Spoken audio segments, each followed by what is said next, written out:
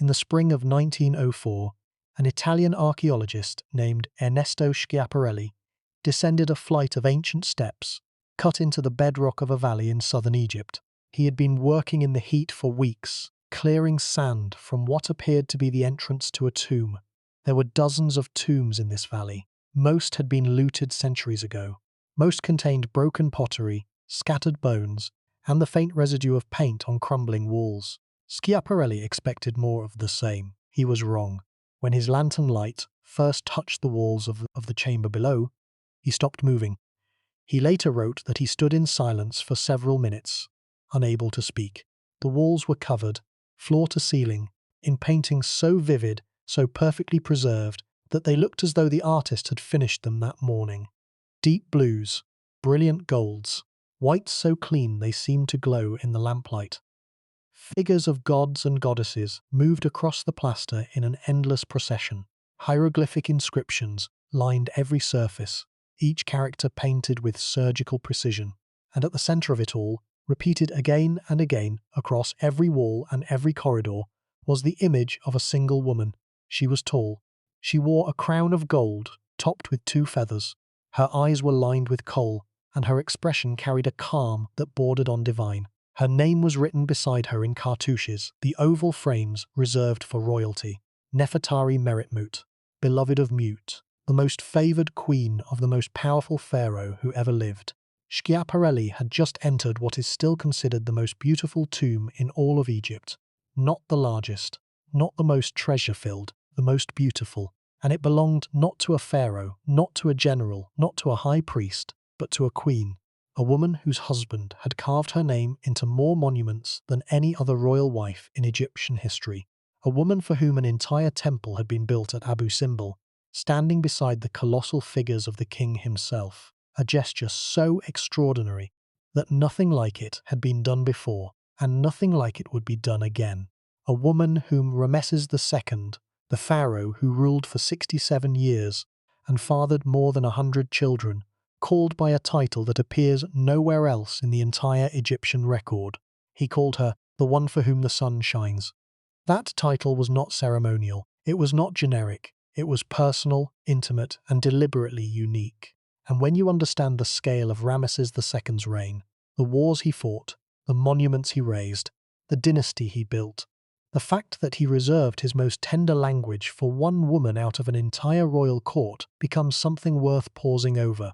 Because Nefertari was not simply a consort who bore children and attended rituals. She was a diplomatic force. She corresponded with foreign queens. She appears in scenes of state business that were, in every other reign, reserved for the king alone. She was granted an afterlife that rivaled the pharaoh's own. And then, sometime around the 25th year of Ramesses' reign, she vanished from the record. No death notice, no mourning inscription, just silence. The woman for whom the sun shone simply stopped appearing, and the pharaoh who had carved her name across an empire never publicly spoke of her again. What happened to Nefertari? Why did a king so consumed with legacy, a man who literally carved his name larger than any pharaoh before or after, go quiet about the person he had honored above all others? And what does the tomb that Schiaparelli found, that impossible luminous tomb buried beneath the sand of the Valley of the Queens, tell us about what Nefertari meant, not just to Ramesses, but to the entire concept of queenship in the ancient world? By the end of tonight, you are going to understand why Nefertari's story is not simply a love story, though it is that.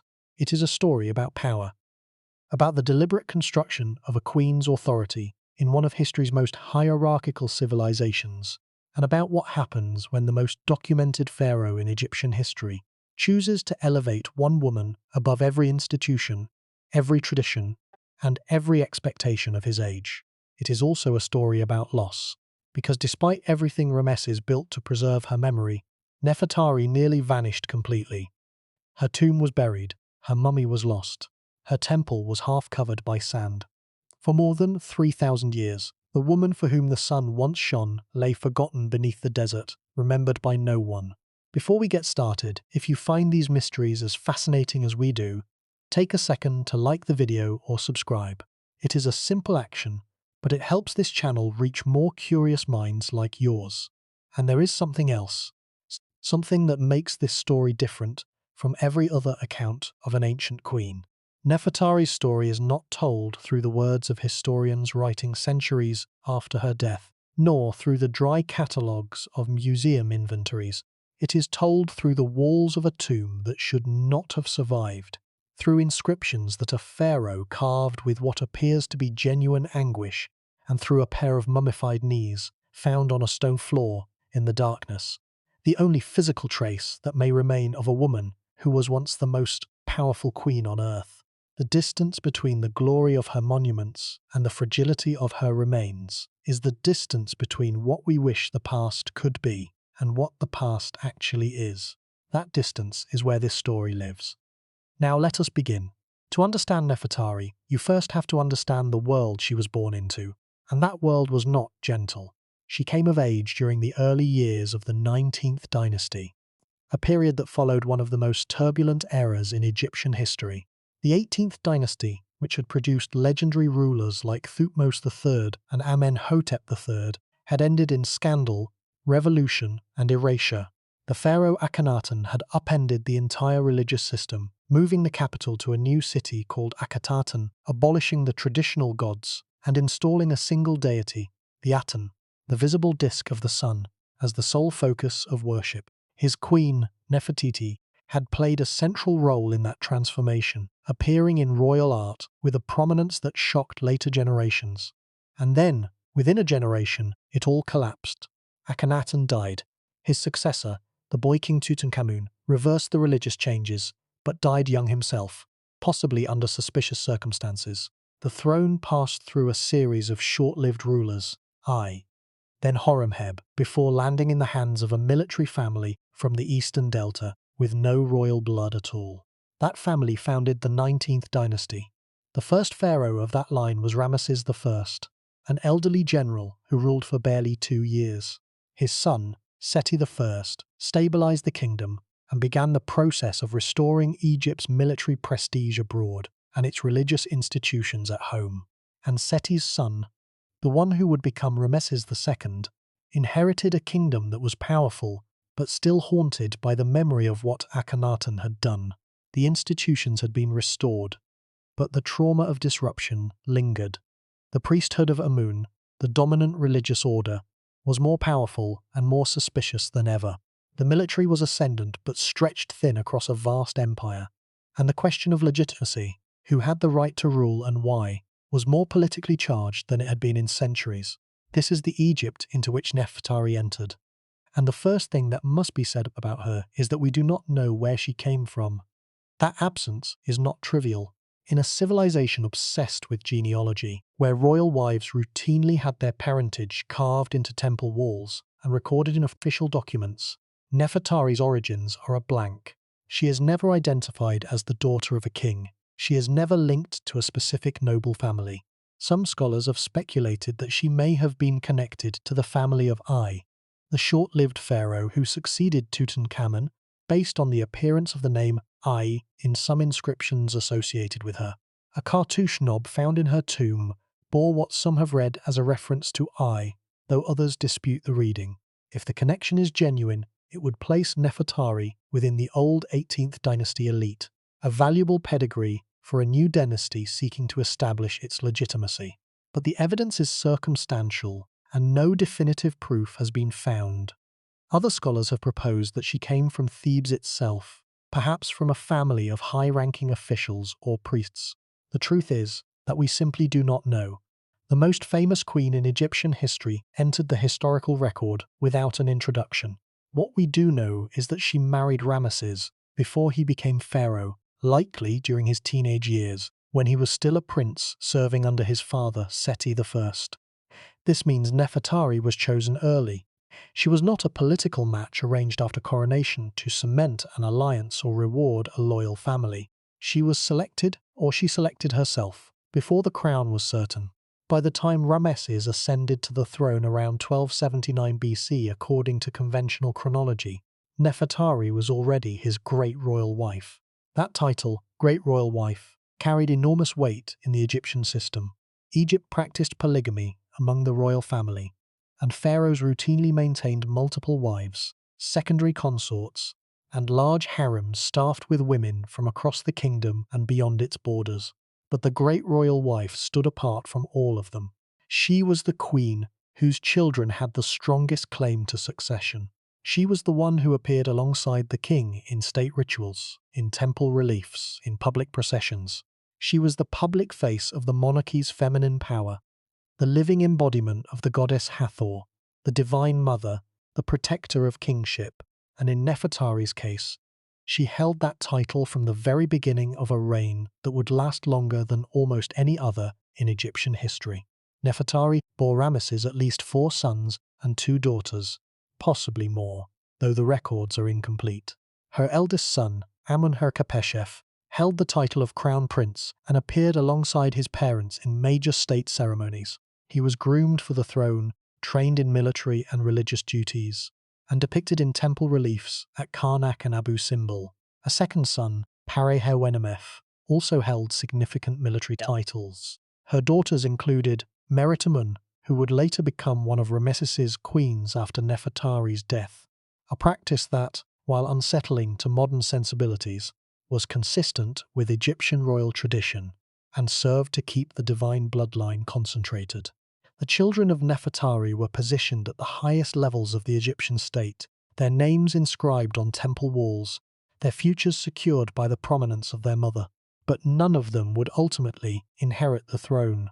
Ramesses outlived nearly all of Nefertari's sons, and when the old king finally died at approximately 90 years of age, the crown passed to Meremta, the 13th son, born to the secondary queen Isetnofret. The dynastic legacy that Nefertari had helped to build continued, but through another woman's line. Even in death, the politics of succession moved past her. The institution of queenship that Nefertari occupied was itself ancient by the time she wore the crown. Egyptian queens had wielded formal and informal power for more than 1,000 years before the 19th dynasty. Hatshepsut, during the 18th dynasty, had taken the ultimate step and declared herself pharaoh, ruling for more than 20 years with the full regalia and titulary of a king. Ta, the wife of Amenhotep III, had been depicted in monumental sculpture at a scale normally reserved for the king and had corresponded with foreign rulers in her own name. Nefertiti had appeared in the art of Akhenaten's reign performing ritual acts, including the smiting of enemies, that were exclusively pharaonic prerogatives. These precedents mattered. They established that a queen could be more than a passive vessel for heirs. She could be a political actor, a theological participant, a public figure in her own right. Nefertari inherited this tradition and expanded it to its fullest expression. She did not become pharaoh as Hatshepsut had done. She did not need to. She exercised a form of power that worked within the system rather than breaking it. A power expressed through visibility, through ritual authority, through diplomatic engagement, and through the sheer weight of the monuments dedicated to her name. To grasp the scale of that reign, consider this. Ramesses II ruled for 67 years. He outlived at least 12 of his own sons. He built more temples, erected more statues, and carved more inscriptions than any other pharaoh in the 3,000-year history of the civilization. The temple complex at Abu Simbel, with its 4 colossal seated figures of the king carved into a sandstone cliff, each standing more than 20 meters tall, is one of the most recognizable monuments in the world. The Ramesseum, his mortuary temple on the west bank of Thebes, once held a seated statue of the king that weighed more than 1,000 tons. The great hypostyle hall at Karnak, with its forest of 134 massive columns, was largely completed under his direction. These are among the most massive construction projects in the ancient world, and they all bear his name.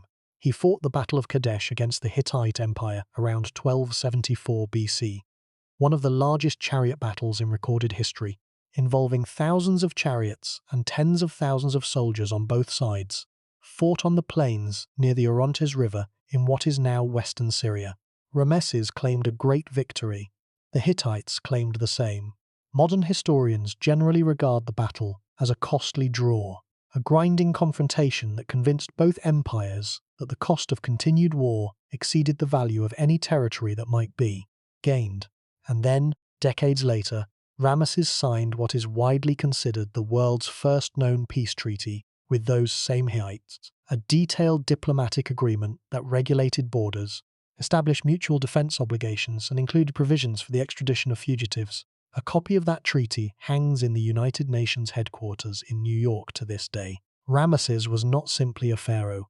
He was, in many ways, the pharaoh, the model against which all later rulers were measured, the name that became synonymous with Egyptian power, the face that tourists see first when they enter the Egyptian galleries of the world's great museums. And Nefertari was his queen during the most critical years of that extraordinary reign. The first 25 years, the years when the wars were fought, the treaties negotiated, the borders secured, the alliances tested. The years when the empire was extended and consolidated. The years when the great monuments were designed, planned, and begun. She was there for all of it, and the evidence of her presence is not subtle.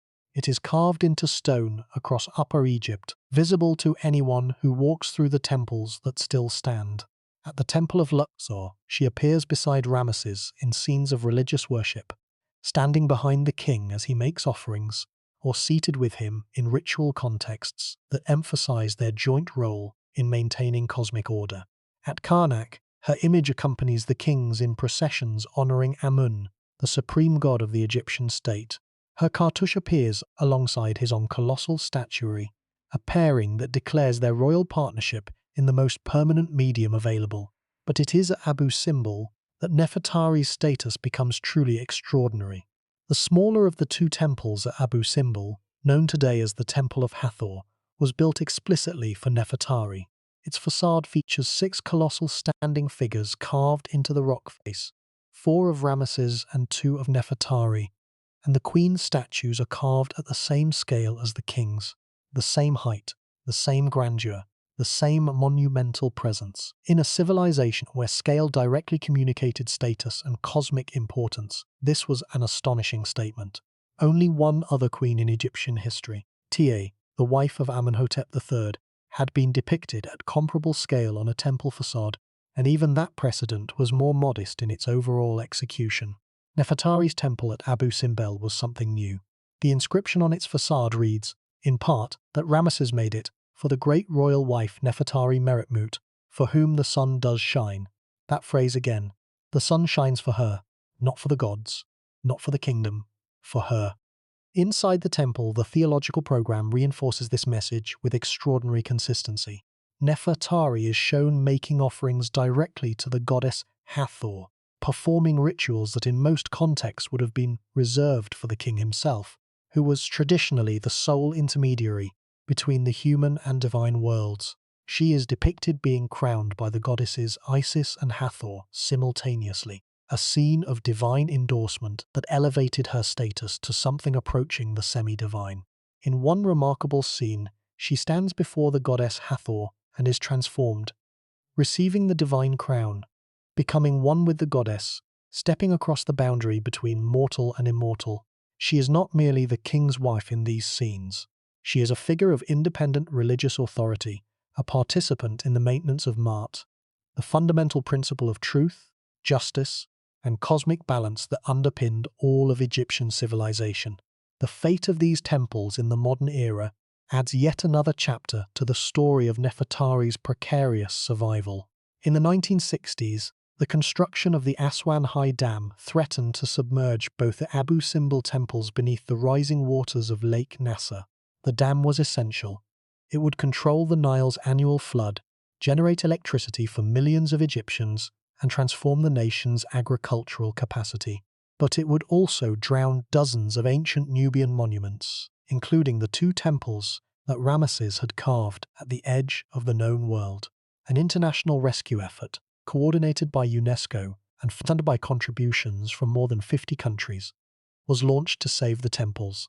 Beginning in 1964 and continuing through 1968, engineers cut the temples from the cliff face in blocks, each weighing between 20 and 30 tons, and reassembled them on an artificial hill 65 meters above and 200 meters back from the original location. The project cost roughly $40 million in the currency of that era. Nefertari's temple, the Temple of Hathor, The monument that Ramesses built to declare that the sun shone for his queen was dismantled into hundreds of pieces, trucked up a hillside, and rebuilt block by block atop a concrete dome that serves as an artificial cavern. The temple stands today because the modern world chose to save it. Without that choice, the woman for whom the sun shone would now rest beneath 40 meters of water, invisible, unreachable, and forgotten for a second time. The question that hangs over all of this is straightforward but profound. Why? Why did Ramesses elevate Nefertari to this degree? He had other wives. His second queen, Nefertari, bore him at least 4 children, including the son, Meremptah, who would eventually succeed him on the throne. Other women in his harem bore him dozens more children. Ramesses was not a man lacking for companionship, heirs, or political options. So what was it about Nefertari that compelled him to build her a temple, to carve her image at his own scale, to describe her in language that sounds less like royal protocol and more like poetry? Some scholars have argued that the answer is primarily political. Nefertari may have served as a crucial link to the 18th dynasty, the old royal line that the 19th dynasty had replaced. If she was indeed connected to the family of Ai, then her marriage to Ramesses would have helped legitimize the new dynasty in the eyes of a traditionalist priesthood and a population that still remembered the old order. In this reading, the love poetry and the lavish monuments were not expressions of personal feeling but of political strategy. A pharaoh using his queen's image to consolidate power and silence questions about his family's right to rule. Other scholars push back against this interpretation with considerable force. Joyce Tildersley, a historian who has written extensively on the queens of Egypt, has noted that the language Ramesses used for Nefertari goes well beyond political convention. The epithets are personal. The imagery is intimate. The scale of dedication, an entire temple, the most beautiful tomb in the Valley of the Queens, exceeds anything that political calculation alone would require. There is, Tildesley has written, a genuine sense of loss in the later inscriptions, a quality of personal grief that does not appear in the formulaic language of other royal dedications. Both readings may be true simultaneously. The genius of Egyptian royal culture was its ability to make the personal and the political indistinguishable, to fuse private devotion with public theology so seamlessly that the seam disappears. Nefertari could have been both a beloved wife and a political asset, and the monuments Ramesses built for her could have served both the heart and the throne without contradiction. What matters is that the result was unprecedented. No queen before Nefertari had received this combination of public honor, religious authority, and architectural devotion, and no queen after her, with the possible exception of Cleopatra VII, more than 1,000 years later, would command comparable visibility in the historical record. But Nefertari's role was not limited to temples and inscriptions. She was also a diplomat, and the evidence for this comes from one of the most extraordinary archives in the ancient world. In the late 19th century, local residents near the ruins of Akhenaten's abandoned capital, now known as Tel El Amarna, discovered a cache of clay tablets inscribed with cuneiform script. These tablets, which eventually numbered nearly 400, recorded decades of diplomatic correspondence between the Egyptian court and the rulers of other great powers: Babylon, Assyria, Mitanni, and the Hittite Empire. The Amarna letters, as they came to be known, revealed a sophisticated network of diplomacy, trade, and strategic marriage that connected the great kingdoms of the late Bronze Age. Kings addressed each other as brother. They exchanged gifts of gold, lapis lazuli, and chariots. They negotiated marriages between their children, and they complained, bitterly and at length, when gifts were late, when promises were broken, when respect was not properly shown. The letters shattered the image of ancient kingdoms as isolated entities. They were interconnected, interdependent, and perpetually negotiating. And they showed that queens played a role in this network that had been largely invisible in the monumental record. Nefertari continued this tradition of royal women as diplomatic actors. After the Battle of Kadesh and during the long negotiations that led to the Egyptian-Hittite peace treaty around 1259 BC, Nefertari corresponded directly with Puduhepa, the queen of the Hittite king Hattusili III. Pudu-Hepa was herself a formidable figure, a former priestess of the goddess Ishtar, who co-signed official documents with her husband and wielded significant political influence within the Hittite court. The letters between the two queens have survived in fragmentary form, preserved on clay tablets found at the Hittite capital of Hattusa in modern-day Turkey, and their content is striking. They are not merely ceremonial greetings exchanged between women whose husbands held the real power. They discuss the terms of peace. They refer to the exchange of precious gifts, textiles, oils, jewelry. They address the proposed marriage of a Hittite princess to Ramesses, a marriage that would seal the treaty between the two empires and end generations of hostility. Nefertari writes to Pudu-Hepa as an equal, calling her my sister, the standard diplomatic form of address between rulers of comparable rank, a form that acknowledged shared status, regardless of geography or culture. And Pudu-Hepa writes back in the same terms, acknowledging Nefertari's status and responding to her proposals with the seriousness and formality due a fellow sovereign.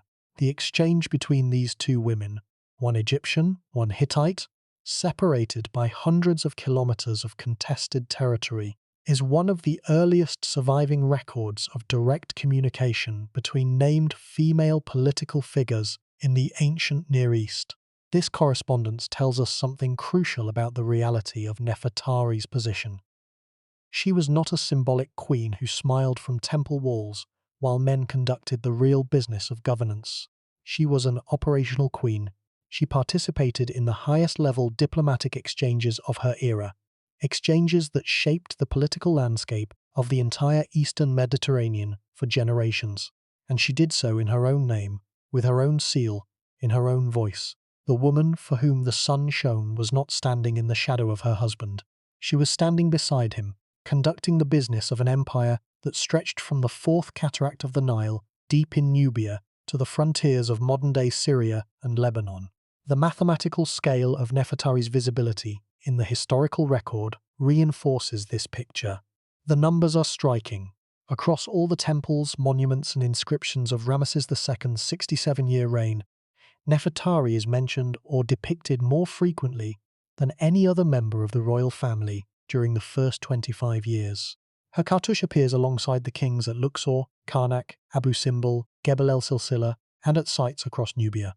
Her image graces the facade of a temple that was, until the construction of the Aswan High Dam in the 1960s, one of the most remote and dramatic monuments in all of Egypt, carved into a cliff face overlooking the Nile at a point where the river narrows between walls of sandstone, deep in what was then the territory of Nubia, a region that Egypt controlled through military force and cultural dominance.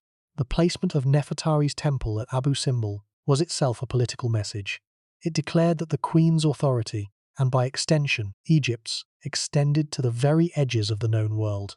It told the Nubians, the traders, the soldiers stationed at frontier posts, that the royal couple were present even here, even in this place of heat and isolation, watching, protecting, ruling. But there is another dimension to Nefertari's story that is often overlooked in accounts focused on her political and religious roles. She was also, by all available evidence, genuinely loved. And this is where the story becomes difficult to tell with scholarly detachment, because the language Ramesses used to describe her is not the language of political convenience. It is the language of a man who has lost someone irreplaceable and is trying, through stone and gold and paint, to make sure the world never forgets her. The epithets he chose for Nefertari include she of the beautiful face, great of charm, sweet of love, and possessor of grace. These are not standardized titles. They appear in no other queen's titulary. They were composed specifically for Nefertari, and their intimacy is remarkable in a culture that typically expressed royal emotions through formulaic religious language. When Ramesses writes that Nefertari is the one for whom the sun does shine, he is doing something unprecedented. He is making a theological claim rooted in personal emotion. He is saying that the sun god Ra, the most powerful deity in the Egyptian pantheon, shines, in part, because of his love for this particular woman. It is an astonishing fusion of the personal and the cosmic, and it has no parallel in the surviving literature of ancient Egypt. There is one more aspect of Nefertari's public life that demands attention before the story turns toward its darker chapters. The queen was not merely present at religious ceremonies.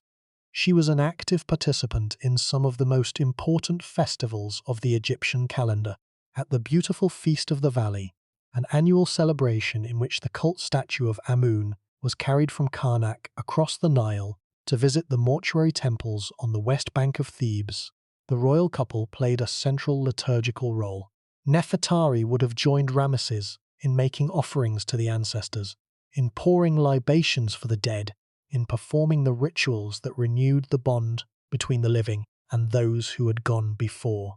The festival was, at its core, a celebration of continuity, a reassurance that the chain linking past, present and future remained unbroken, and Nefertari's presence in these scenes was not decorative. She held the sistrum, the sacred rattles associated with Hathor, and shook it in time with the ritual prayers, producing the distinctive metallic sound that was believed to please the gods and drive away evil. She was, in these moments, both queen and priestess, both political figure and spiritual intermediary.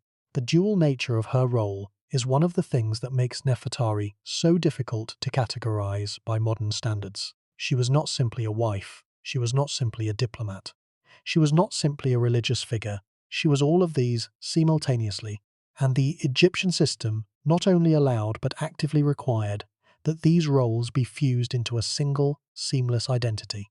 The queen was the complement of the king, where he represented the masculine principle of order, the force that defeated chaos and maintained cosmic balance. She represented the feminine principle of renewal, the generative power that ensured the continuation of the dynasty and the favor of the goddesses who watched over Egypt. Without both halves, the theological system was incomplete. And then she was gone. The last clear references to Nefertari in the historical record date to roughly the 24th or 25th year of Ramesses' reign. She appears at the dedication of the temples at Abu Simbel, which took place around year 24. After that, nothing. No more inscriptions, no more temple scenes, no more diplomatic letters, no funeral announcement. The great royal wife simply ceases to appear. Isetnofret, the secondary queen, seems to have assumed greater prominence after Nefertari's disappearance, though she too would vanish from the record within a few years. The most likely explanation is death. Nefertari probably died sometime around year 25, though no definitive record of her death has been found. No mourning text. No funerary inscription describing the circumstances. Just absence. The most visible queen in Egyptian history slipped out of the record as quietly as a candle going out in a dark room. And what remained was the tomb, that breathtaking, impossible tomb buried beneath the sand of the Valley of the Queens, sealed and waiting in the darkness for more than 3,000 years. The tomb changes everything. It is where the story stops being about politics and power and becomes something else entirely. Something that has to do with what it means to love someone in a world where death is not the end, but a passage, and where the things you build for the dead say more about your devotion than anything you could ever say to the living. Tomb QV66. As Nefertari's burial chamber is catalogued by modern archaeologists, sits in the Valley of the Queens on the west bank of the Nile at Thebes, modern-day Luxor. The Valley of the Queens is smaller and less famous than the Valley of the Kings, which lies a short distance to the north across a ridge of pale limestone. The King's Valley held the burials of the New Kingdom pharaohs, Tutankhamun, Seti I, Ramesses III, and dozens of others. The Queen's Valley held their wives, their children, and occasionally high-ranking officials. Most of the tombs in the Queen's Valley are modest, small chambers with simple decorations, limited grave goods, and the residue of quiet burials conducted without fanfare. Nefertari's tomb is not modest. It is the most elaborately decorated non-royal tomb in all of Egypt, and many scholars argue it surpasses most royal tombs as well. Some have called it the Sistine Chapel of the ancient world, and the comparison, while imperfect, captures something essential about the ambition and quality of its artwork. The tomb consists of an entrance stairway that descends from the valley floor into a series of chambers carved from the limestone bedrock. The total area is not enormous by royal standards, roughly 520 square meters of floor space. But every surface of those chambers, every wall, every ceiling, every pillar is painted. The technique is a combination of carved relief and flat painting, applied to a thin layer of fine plaster spread over the rough stone walls. The plaster was made from a mixture of gypsum and crushed limestone, carefully polished to a smooth surface before the artists began their work. The pigments, derived from minerals that included azurite for the deep celestial blue, orpiment for brilliant yellow, red ochre for the warm reds, malachite for greens, and carbon black for the precise outlines, were mixed with a binding agent, probably gum arabic, and applied with fine brushes made from reed. The result is a level of detail and vibrancy that has survived more than 32 centuries in a climate that destroys most organic materials within a few hundred years. The blues are still blue, the golds still glow, the whites still shine. Walking into QV66 even today is like stepping into a painting that refuses to age. The scenes inside the tomb follow the narrative of Nefertari's journey through the afterlife as described in the Book of the Dead and the Book of Gates, two of the major funerary texts of the New Kingdom. These texts were not mere literature, they were technology, a technology of survival after death.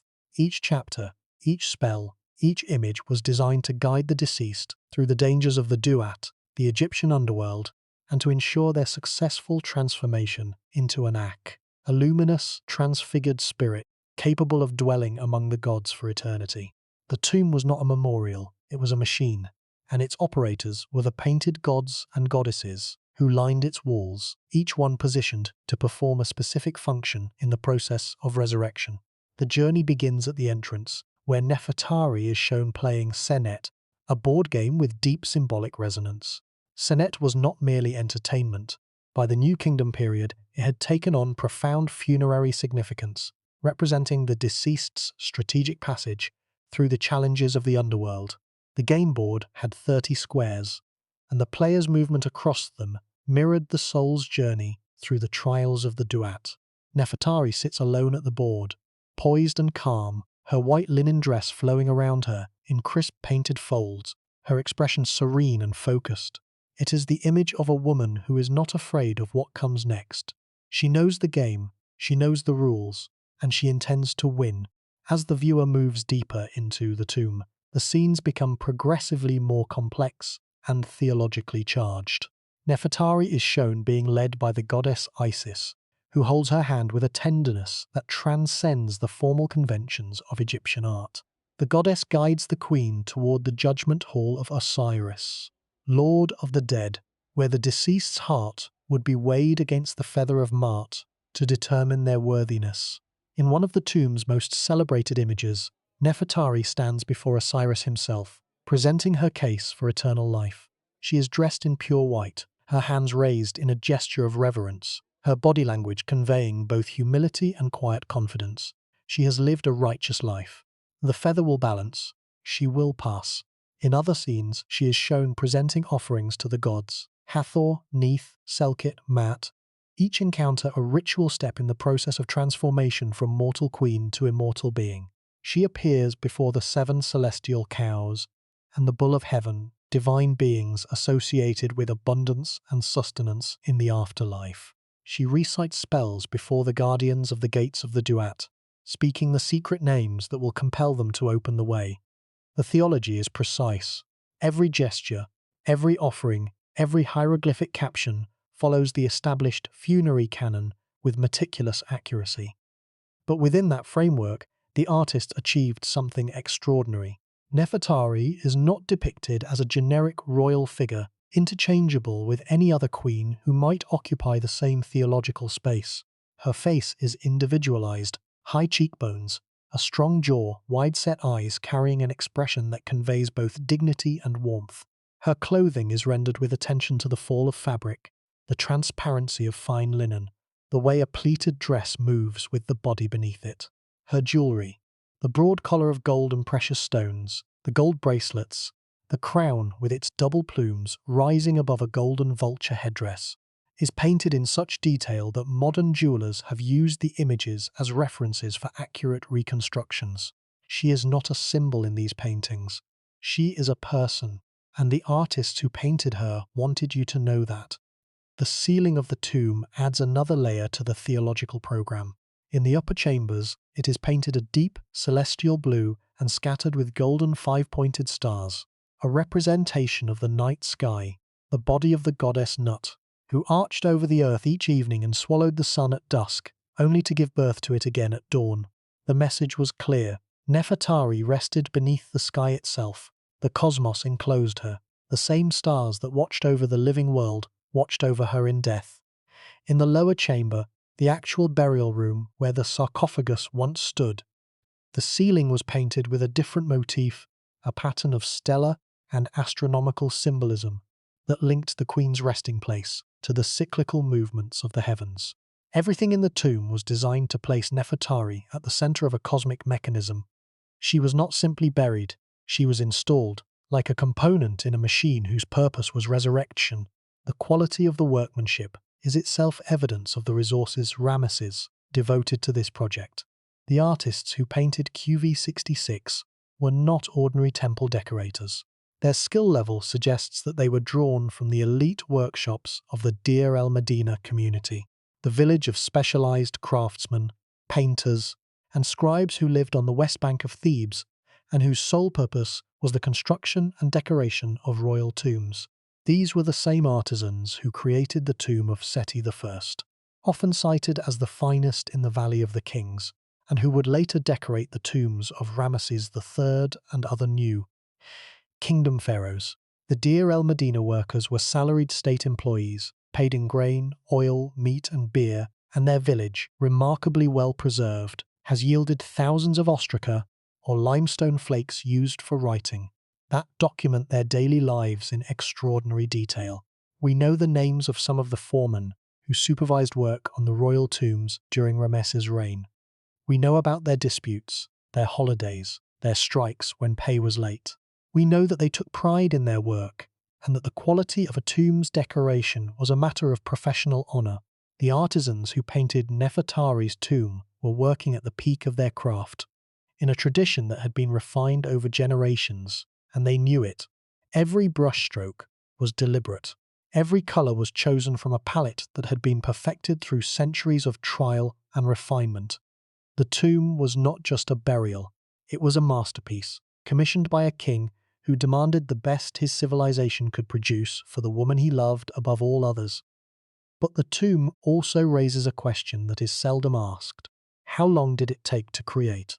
Estimates vary, but most scholars believe that the decoration of a tomb of this complexity would have required several years of concentrated work by a team of skilled painters and their assistants.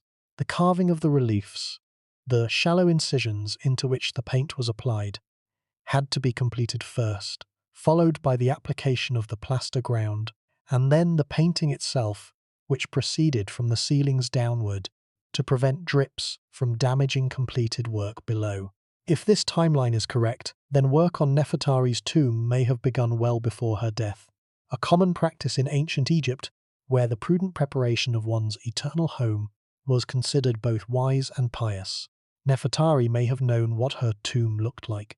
She may have visited it during construction, descending the same steps that Schiaparelli would descend 3,000 years later, standing in a half-finished chamber while artists traced her image on walls still wet with plaster.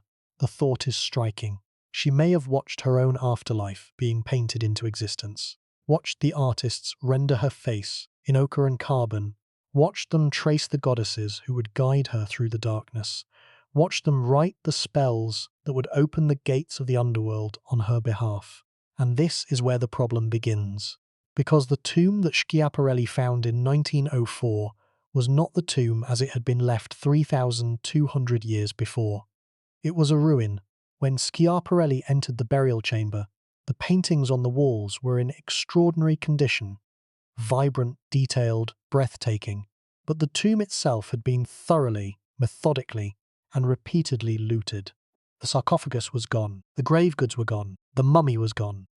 Everything that had been placed inside the tomb to accompany Nefertari into the afterlife. The gilded furniture, the canopic jars containing her preserved organs, the jewelry that had adorned her body, the amulets tucked between the linen wrappings of her mummy, the food offerings sealed in pottery jars, the Ushabti figures meant to serve her as labourers in the fields of the blessed dead. All of it had been taken. Centuries of theft had stripped the tomb to its walls, and the only things the thieves had left behind were the paintings themselves, because the images on the plaster could not be pried loose and carried through the narrow corridors to the surface. The beauty of the tomb is what saved it. Its beauty was the one thing worth nothing to a thief. But here is the problem. The looting had not been a single event. Analysis of the tomb's condition suggests that it was entered multiple times over a period of centuries, beginning possibly within 2 or 3 generations of Nefertari's burial. The door seals had been broken and resealed at least once, evidence that necropolis officials had attempted to resecure the tomb after early break-ins, a practice well documented across the Theban cemeteries through ancient administrative papyri. But each time the officials resealed the entrance, the thieves returned, and each time they took more. By the time the tomb was finally abandoned to the sand, when the entrance was buried by flash floods and windblown debris, probably during the late 20th or early 21st dynasty, there was nothing left inside except broken fragments. Shattered pieces of the pink granite sarcophagus lid lay on the floor where the thieves had smashed it to reach the inner coffins. A few stray faience beads, too small to bother with, glinted in the dust. A fragment of a knob from a wooden chest, the debris of a plundered paradise. What had once been the most magnificent royal burial of any queen in Egypt was now an empty shell. Its theological machinery intact, but its physical contents scattered to the winds of history, melted down, broken apart, sold and lost forever, and a pair of mummified knees. The knees are the most haunting detail in the entire story.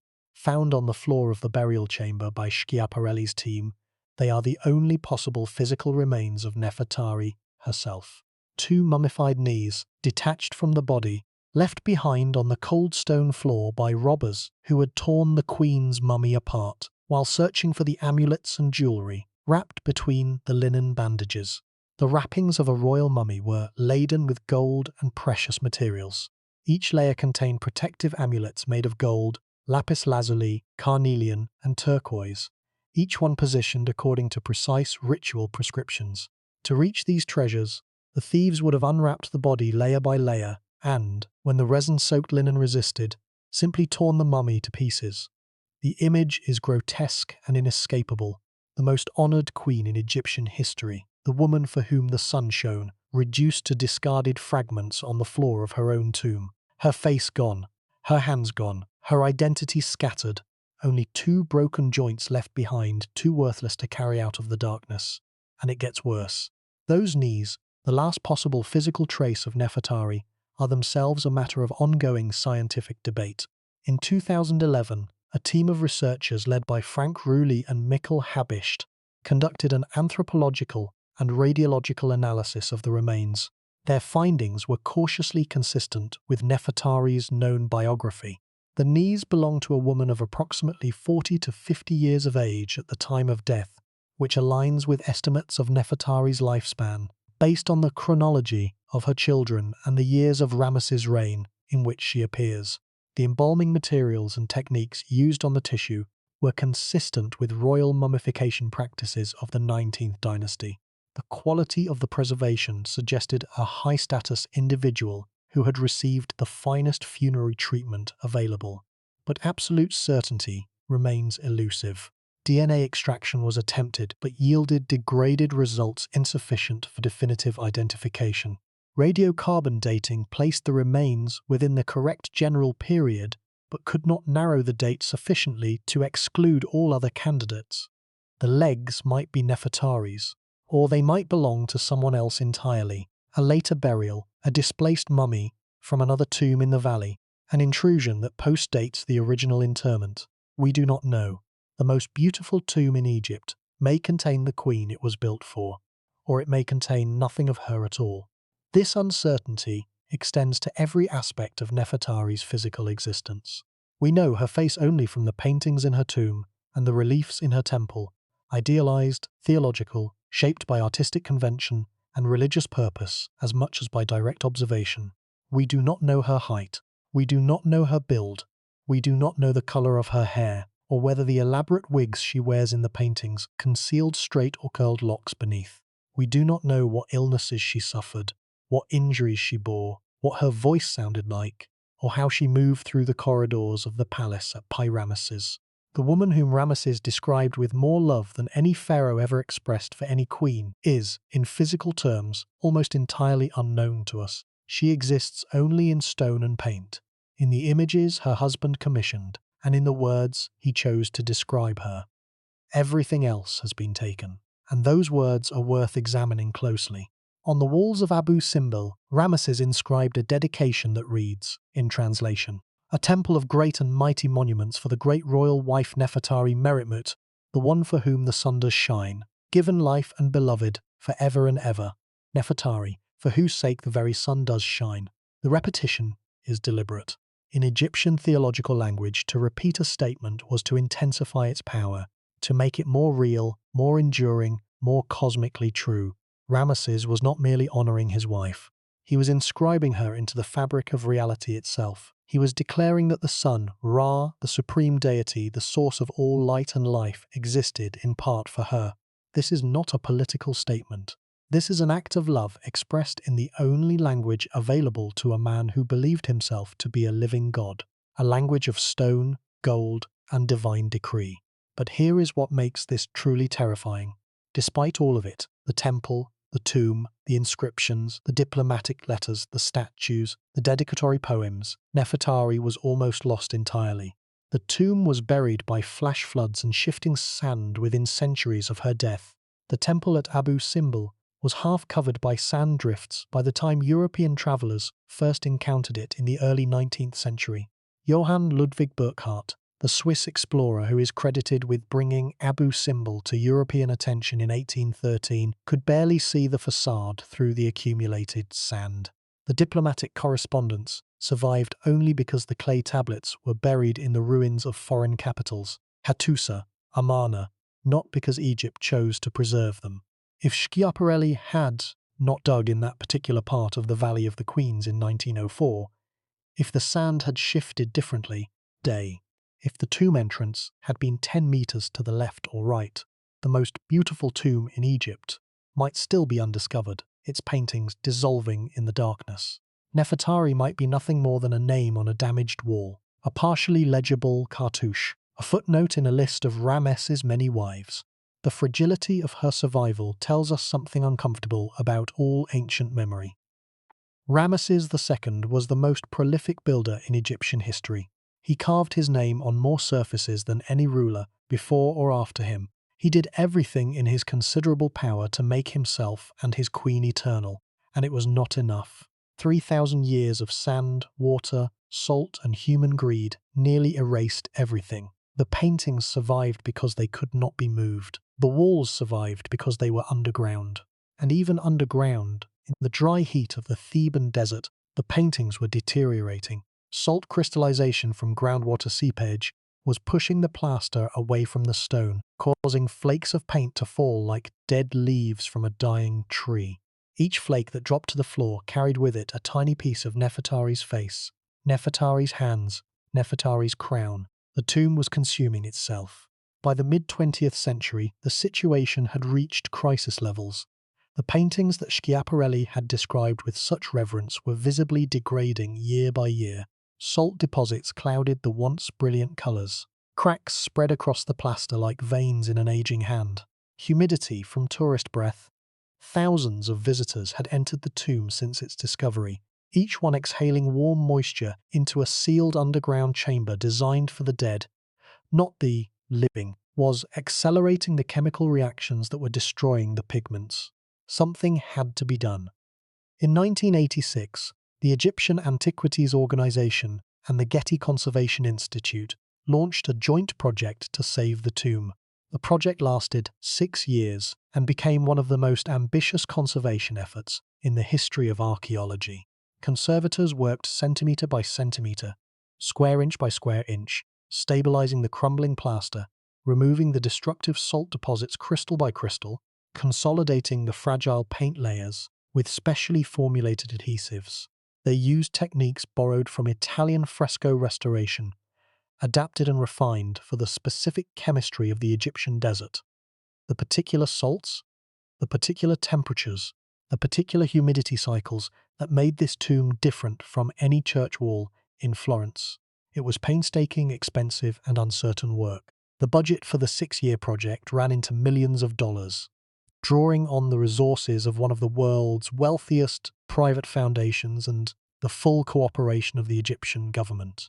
Teams of Italian, Egyptian, and American conservators rotated through the tomb in shifts, working in conditions that were themselves hostile to the human body.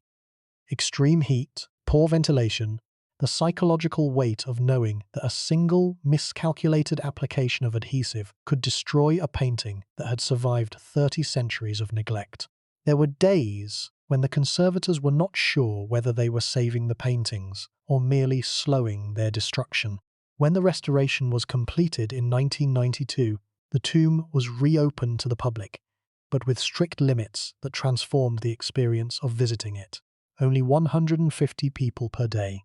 No more than 10 minutes per visit. No photography, no touching the walls. Each group was small, accompanied by a guard, and timed. The tomb that Ramesses built to last for eternity, to shelter his queen's body and soul forever, could survive the modern world only if the modern world agreed to barely look at it. The lead conservator on the project, Paolo Mora, described the experience of working inside the tomb in terms that echo Schiaparelli's reaction nearly a century earlier. "You enter," he said, "and the colours take your breath away. But then you see the damage, the cracks, the missing fragments, the places where the plaster has simply fallen away and left bare rock, and you realise you are not restoring a tomb. You are holding back time, and time does not want to be held." Since the Getty restoration, new technologies have been brought to bear on the tomb. High-resolution digital photography has produced complete records of every painted surface. Images so detailed that individual brushstrokes can be studied on a computer screen thousands of kilometers from the Valley of the Queens. Three-dimensional laser scanning has created precise digital models of the tomb's architecture, capturing every contour, every crack, every millimeter of surface variation. These digital records serve a dual purpose. They allow scholars around the world to study the tomb without physically entering it, reducing the human impact on the fragile environment, and they create a permanent archive that will survive, even if the original paintings ultimately fail. In a sense, the digital record is the latest iteration of the same impulse that drove Ramesses to build the tomb in the first place. The desire to preserve something beautiful against the inevitability of decay. The technology is different, the motivation is the same, and the question remains the same too. Is it enough? Will the digital files survive the next 3,000 years? Or will they too be lost to format obsolescence, to server failures, to the slow entropy of technological change, just as the physical tomb is being lost to salt, humidity, and time? That tension between the desire to preserve and the impossibility of permanence is the core problem of Nefertari's story. Everything Ramesses built for her was an act of defiance against the passage of time. The temple was meant to last forever. The tomb was meant to protect her body for eternity. The inscriptions were meant to keep her name alive as long as the sun continued to shine. And for 3,000 years it almost worked. The temple stood. The tomb held. The name survived. But almost is the operative word, because the body is gone. The grave goods are gone. The paintings are crumbling. And the tomb that was supposed to be a gateway to eternal life is now a climate-controlled enclosure that can only be visited for 10 minutes at a time, lest the very act of looking at it cause it to disappear. Something is wrong with our assumptions about permanence, and Nefertari's tomb is the proof. The Valley of the Queens itself tells a story of organized neglect and slow rediscovery. Unlike the Valley of the Kings, which had been the subject of intensive archaeological investigation since the early 19th century, drawing explorers, scholars, and treasure hunters from across Europe in a competitive rush to uncover the burials of the pharaohs. The Queen's Valley received comparatively little systematic attention until well into the 20th century. The first modern survey of the valley was conducted by Robert Hay in the 1820s, but his notes were never fully published and his maps remained incomplete. The Italian mission under Schiaparelli worked at the site between 1903 and 1906, documenting dozens of tombs, but focusing primarily on the most spectacular, Nefertari's and a handful of others with surviving decoration. French archaeologists conducted additional work in the mid-20th century, under the direction of Christian Desroches-Noblecourt, who championed the study of queens' burials at a time when the field was overwhelmingly focused on pharaohs and their male officials. Egyptian teams have continued excavation intermittently since then, but even today, the valley has not been fully mapped or completely explored. Some tombs remain unexcavated.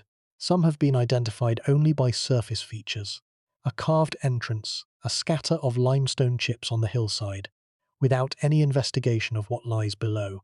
The sheer number of burials in the valley speaks to a practice that lasted centuries.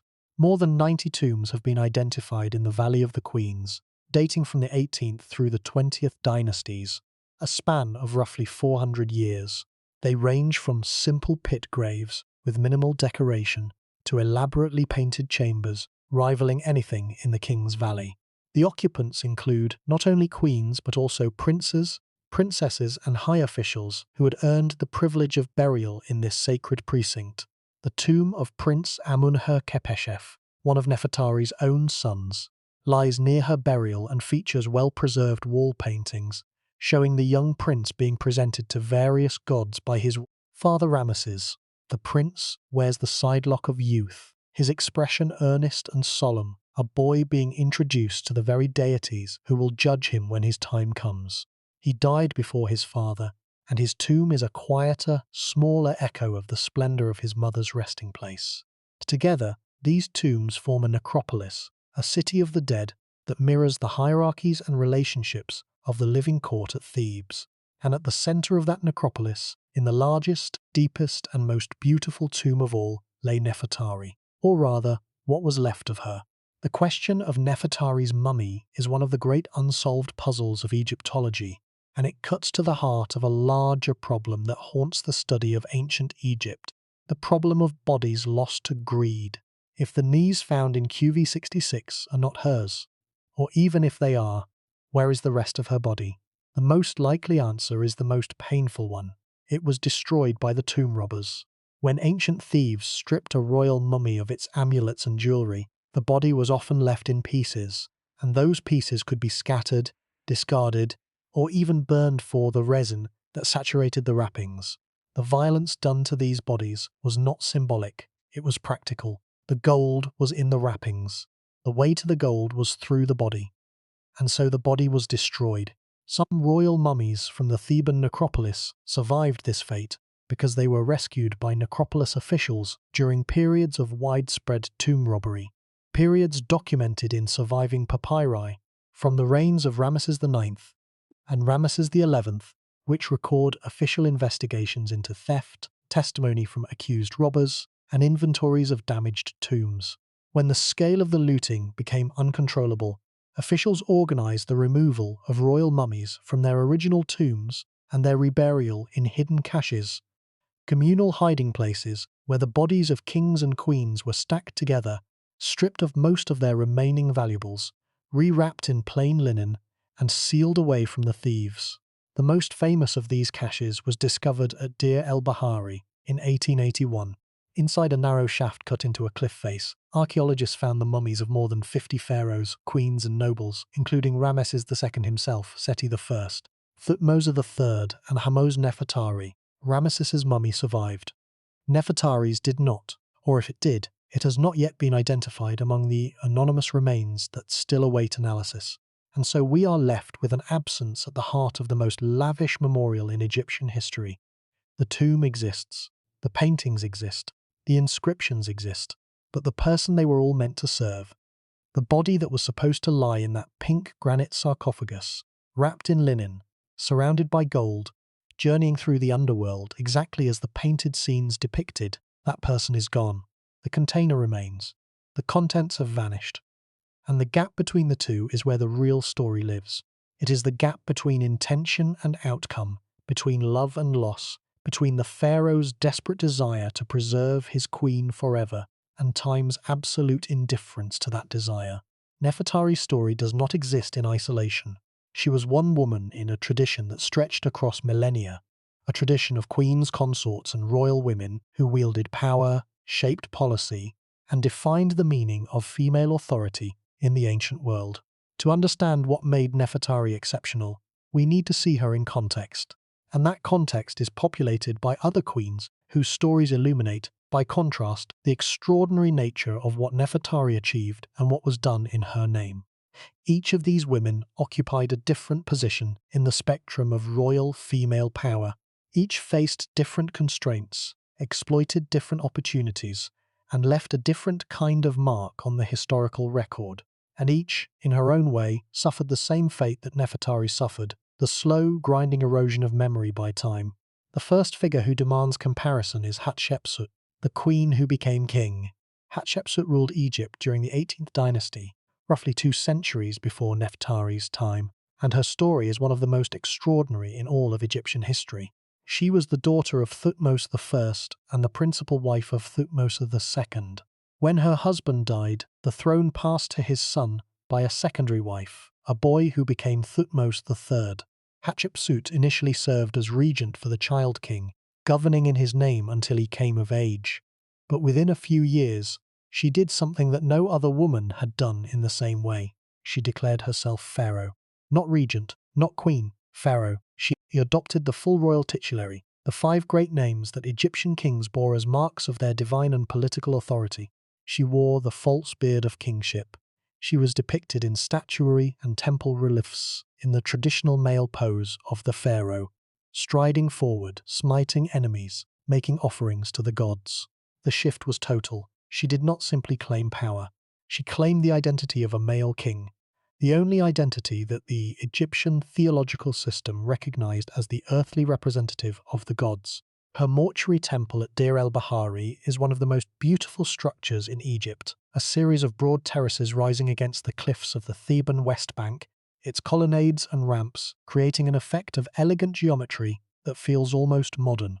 Inside, the relief carvings document her reign in vivid detail. There are scenes of a trading expedition to the land of Punt, a distant region probably located on the coast of modern-day Eritrea or Somalia, that brought back exotic goods including incense trees, gold, ivory, and live baboons. There are scenes of obelisks being transported down the Nile on barges, enormous granite shafts quarried at Aswan and erected at Karnak to glorify Amun, and, by extension, Hatshepsut herself.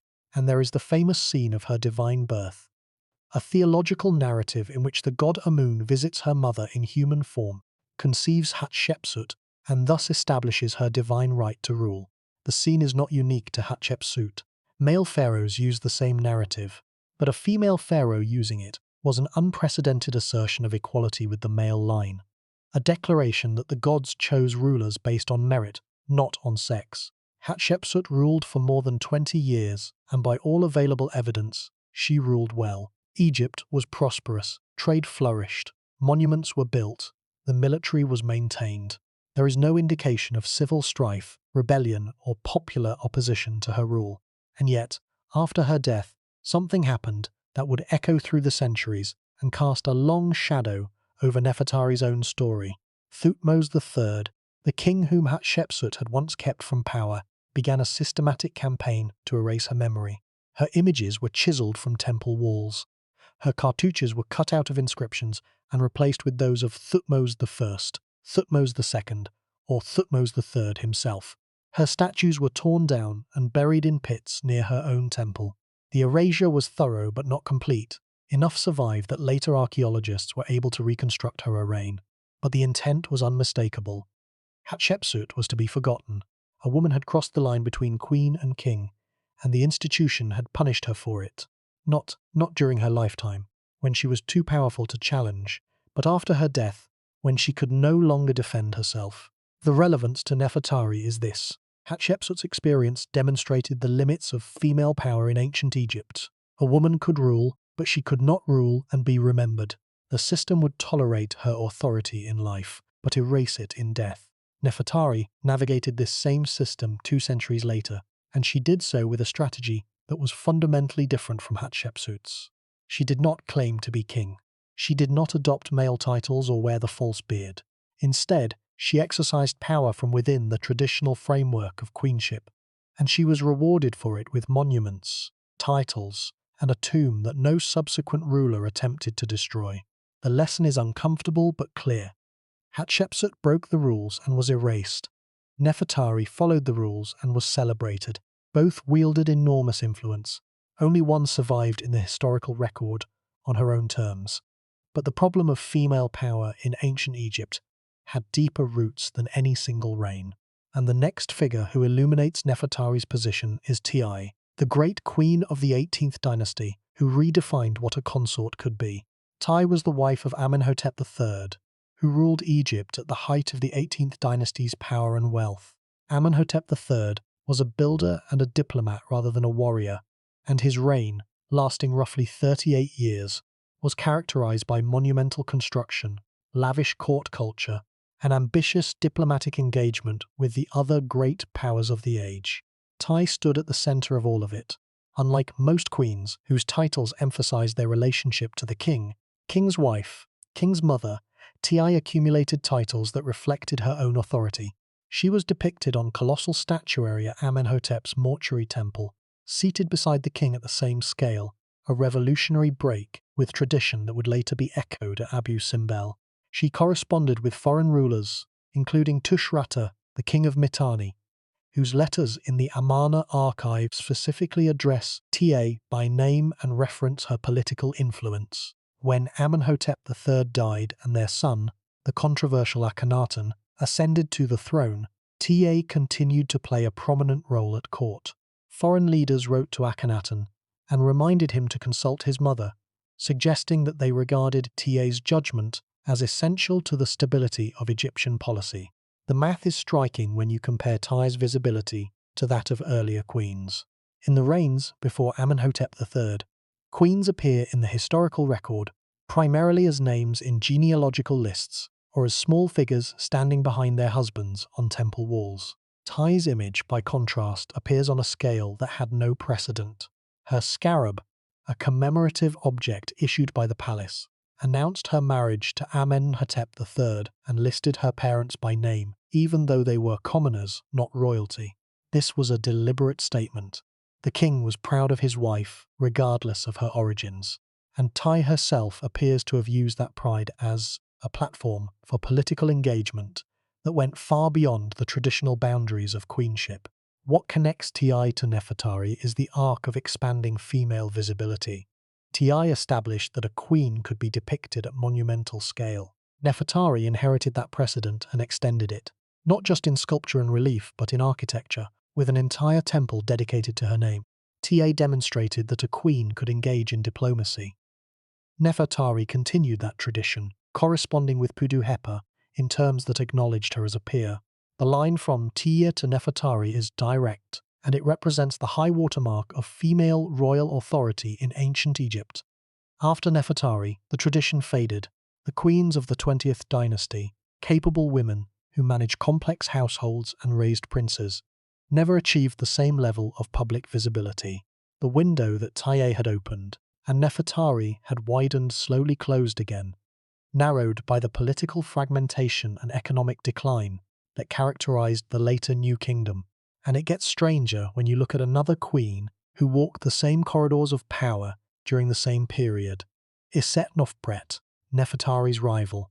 Isetnofret was the second queen of Ramesses II, the other great royal wife, whose children competed with Nefertari's for succession and whose image appeared alongside Ramesses's at the sites where Nefertari was absent. And yet, despite her importance, despite the fact that her son would eventually inherit the throne of Egypt and continue the dynasty, Isetnofret is a shadow figure.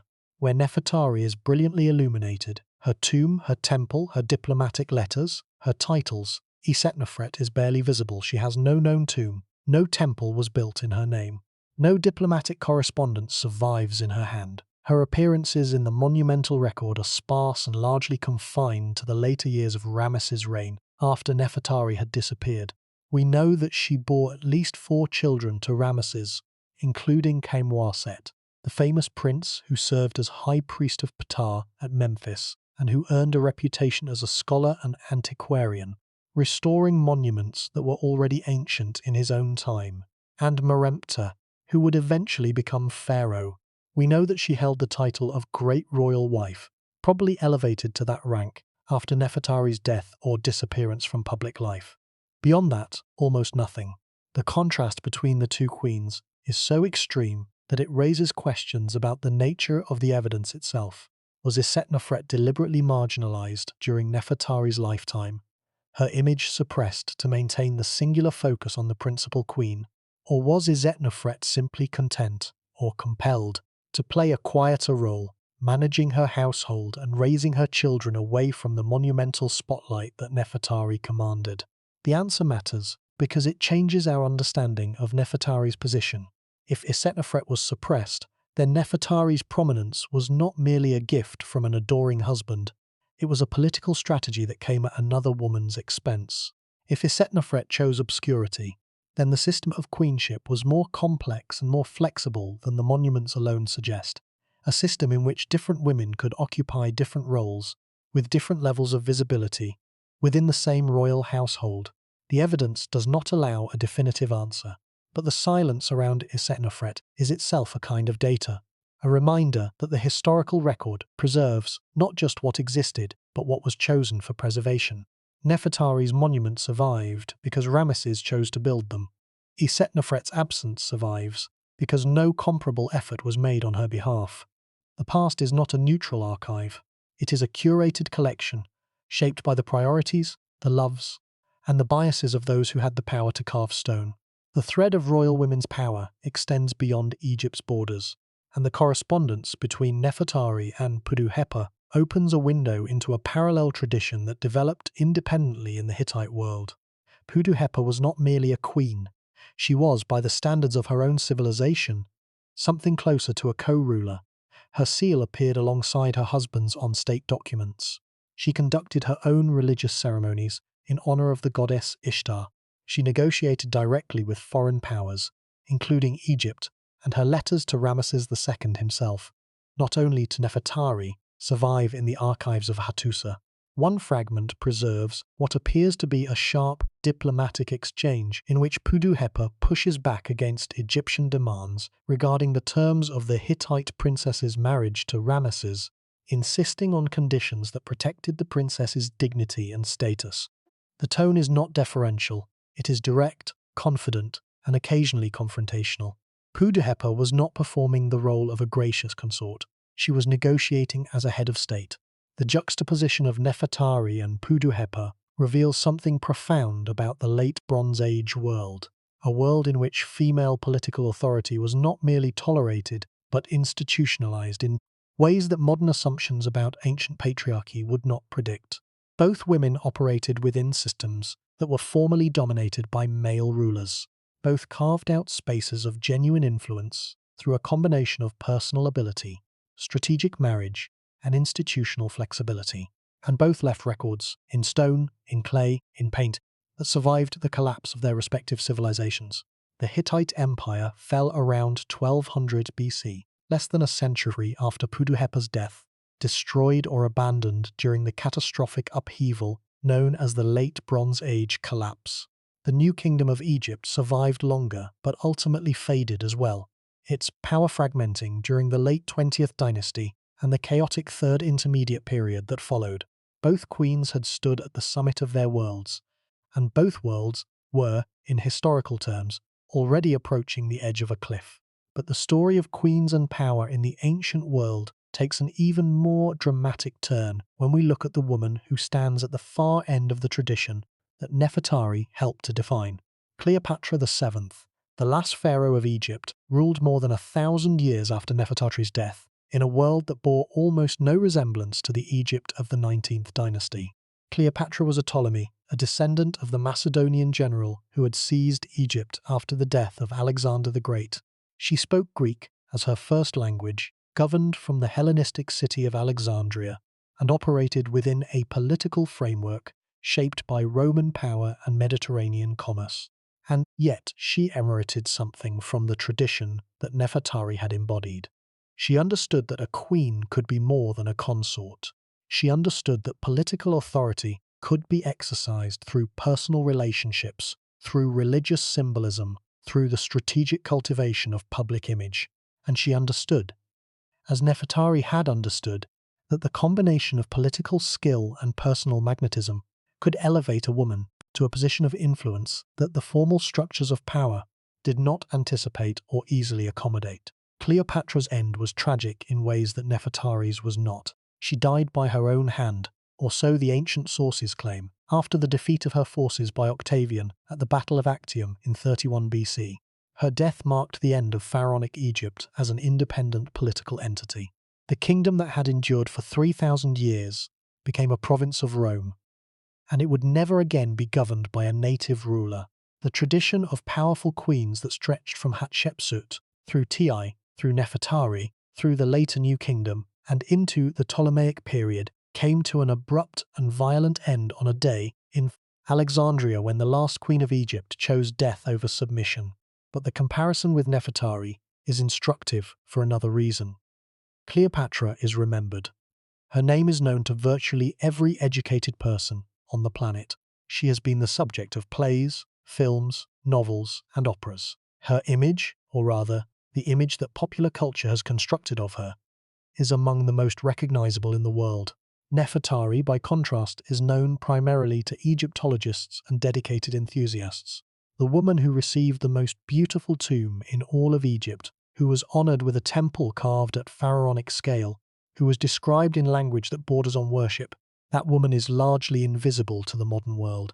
Cleopatra's fame rests in part on the dramatic circumstances of her death, and in part on her relationships with Julius Caesar and Mark Antony. Events that connected her to the Roman narrative that would dominate Western historical consciousness for the next 2 millennia. Nefertari's obscurity rests on the opposite, the quiet, undramatic nature of her disappearance, the absence of a spectacular ending, the slow burial of her monuments beneath sand and silence. Celebrity, it turns out, is not a function of achievement. It is a function of how the story ends. There is one more figure who belongs in this constellation of comparison, and she is perhaps the most poignant of all.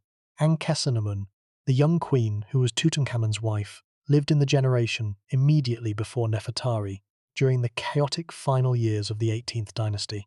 She was the daughter of Akhenaten and Nefertiti, born into the heretical court of Amarna, and she married Tutankhamun when both were still children.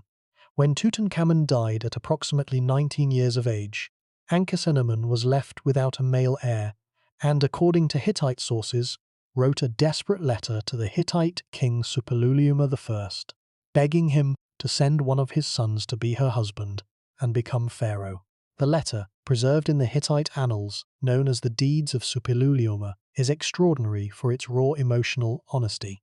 "My husband has died," Ankhesenamun reportedly wrote. "I have no son. People say about you that you have many sons. You might give me one of your sons to become my husband.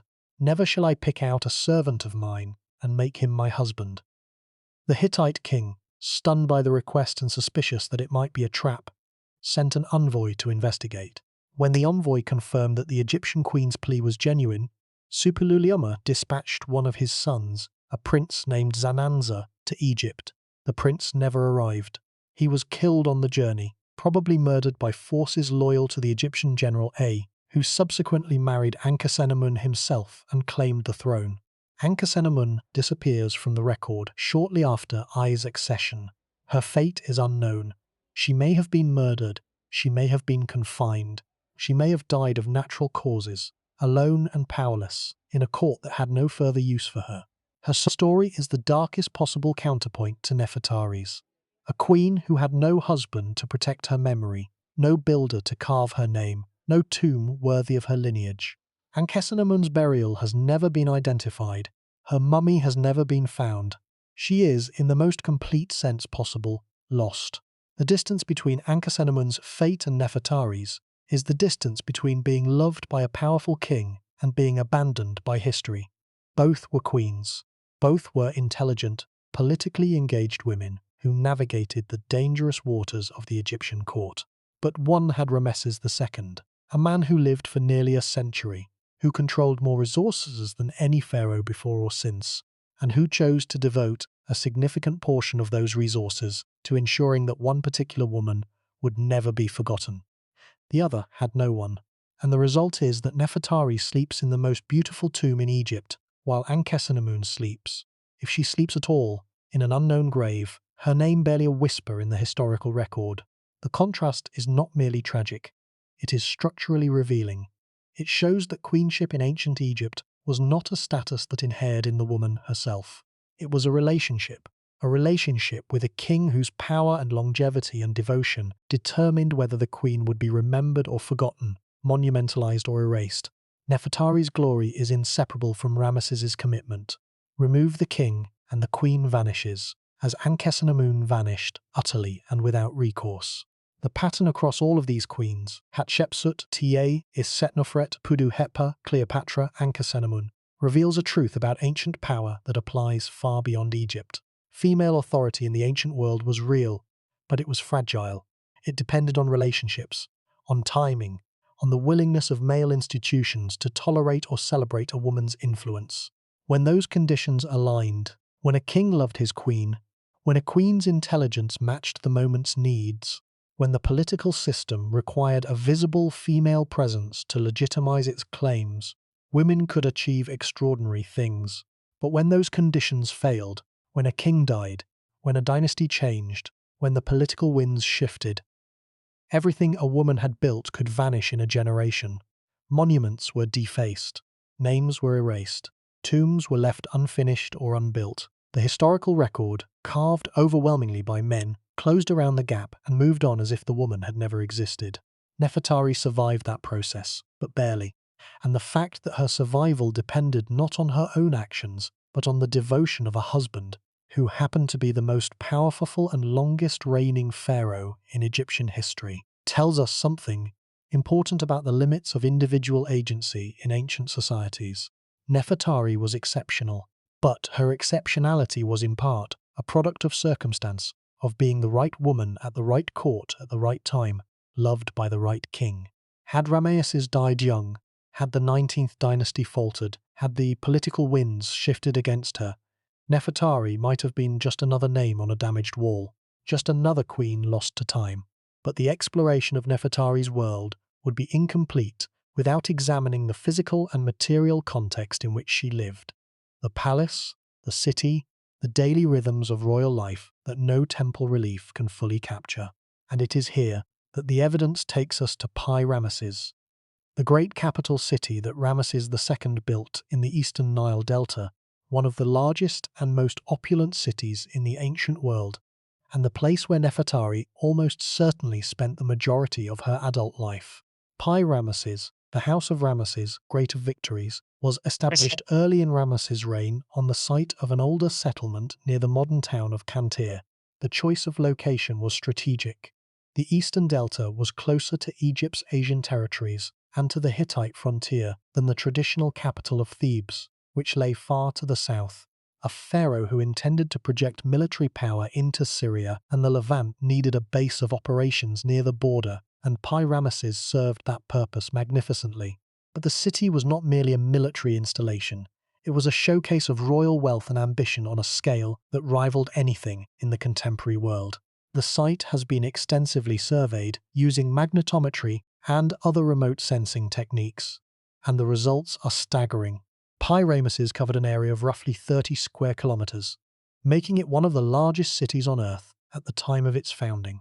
Its population has been estimated at between 200,000 and 300,000 inhabitants, a number that would not be matched by any European city for another 2,000 years. The city contained massive temple complexes dedicated to the principal gods of the Egyptian state, Amun, Ra, Ptah, and Seth. It contained a royal palace complex of extraordinary size and luxury, with floors of glazed tile, walls decorated with scenes of nature and warfare, and a throne room that would have dazzled foreign ambassadors with its display of Egyptian craftsmanship. The military quarter included stables for hundreds of chariot horses, arsenals for the manufacture and storage of weapons, and training grounds where soldiers drilled for the campaigns that Ramesses led into Syria and Nubia.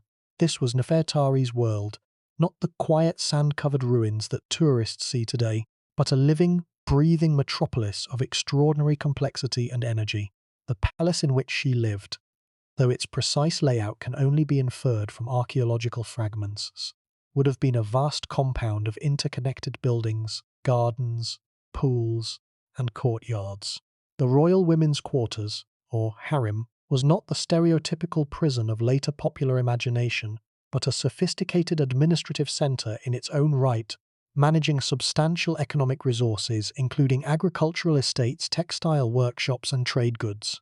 Nefertari, as great royal wife, would have presided over this establishment with the authority of a chief executive, managing budgets, supervising personnel, receiving petitions, and coordinating the complex logistics of a royal household that served not just the king's family, but hundreds of officials, servants, and retainers.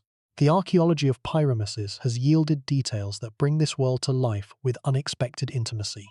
Fragments of glazed tiles from the palace floors show images of fish swimming in lotus ponds, birds taking flight from papyrus thickets, and bound prisoners from Egypt's traditional enemies. Nubians, Libyans, Asiatics, depicted beneath the king's feet, symbolically crushed with every step the pharaoh took across his own floor. Faience and glass workshops at the site produced objects of extraordinary refinement. Beads, inlays, vessels, and decorative elements in brilliant blues, greens, and yellows that would have adorned the palace interior with a richness difficult to imagine from the bare brick foundations that survive today. Bronze working areas have yielded molds for weapons, tools, and ritual objects. And in the stables, the largest chariot stables ever found in the ancient Near East, the remains of horse tack, chariot fittings, and exercise grounds have been identified, testimony to the military establishment that made Egypt the dominant power in the eastern Mediterranean during Ramesses' reign. Nefertari walked through these spaces. She breathed this air. She heard the sounds of this city, the clamour of workshops, the chanting of priests in the temple precincts, the commands of officers drilling their troops, the laughter of children in the palace gardens, and when evening fell over the delta and the western sky turned the colour of burnished copper, she would have looked out over a city that her husband had built from the ground up, a city that embodied his vision of what Egypt should be, and known that her name, her image, her authority were woven into the fabric of that vision as tightly as any thread in the linen she wore. But Ramesses, too, would eventually be lost. Within 2 centuries of Ramesses' death, the branch of the Nile on which the city depended shifted its course, a natural process of fluvial migration that left the great capital without a navigable water supply. The inhabitants did not abandon the site suddenly. They dismantled it. Over a period of decades, the massive stone elements of the temples, the obelisks, the colossi, the carved blocks, were transported downstream to the new delta capital of Tanis, where they were re-erected and re-inscribed. When 19th century archaeologists first excavated Tanis, they initially believed they had found Ramesses itself, so completely had the original city's monumental architecture been transplanted. It was not until the mid-20th century, through the work of Manfred Biertak and his team at the Austrian Archaeological Institute, that the true site of Ramesses was identified at Cantir, miles from Tanis, buried beneath agricultural fields, its mud brick structures dissolved by centuries of irrigation and seasonal flooding. The parallel to Nefertari's own story is inescapable. The city where she lived was dismantled and moved. The temple where she worshipped was relocated. The tomb where she was buried was looted and abandoned. The very river that sustained her world changed course. Nothing stayed where it was put. Nothing endured in the form it was given. The Egyptians built for eternity, and eternity did not cooperate. There is one final thread in this tapestry of comparison and context that must be drawn out before the story moves to its deepest register. It concerns not a specific queen, but a specific artifact, a fragment of painted limestone that was found not in a royal tomb, but in the workers' village of Deir el Medina, the community of craftsmen who built and decorated the tombs of the Valley of the Kings and the Valley of the Queens. The fragment, now in the Egyptian Museum in Turin, shows a sketch, a practice drawing or trial piece of a queen's face. The features are Nefertari's: the high cheekbones, the wide-set eyes, the particular curve of the lips. They match the canonical images in QV66 with striking fidelity. But this sketch is different from the tomb paintings. It is looser, more spontaneous, more human. It lacks the rigid formality of finished temple art. It looks like what it probably was: a practice sketch made by one of the master artists of the tomb, working out the proportions of the queen's face before committing it to plaster.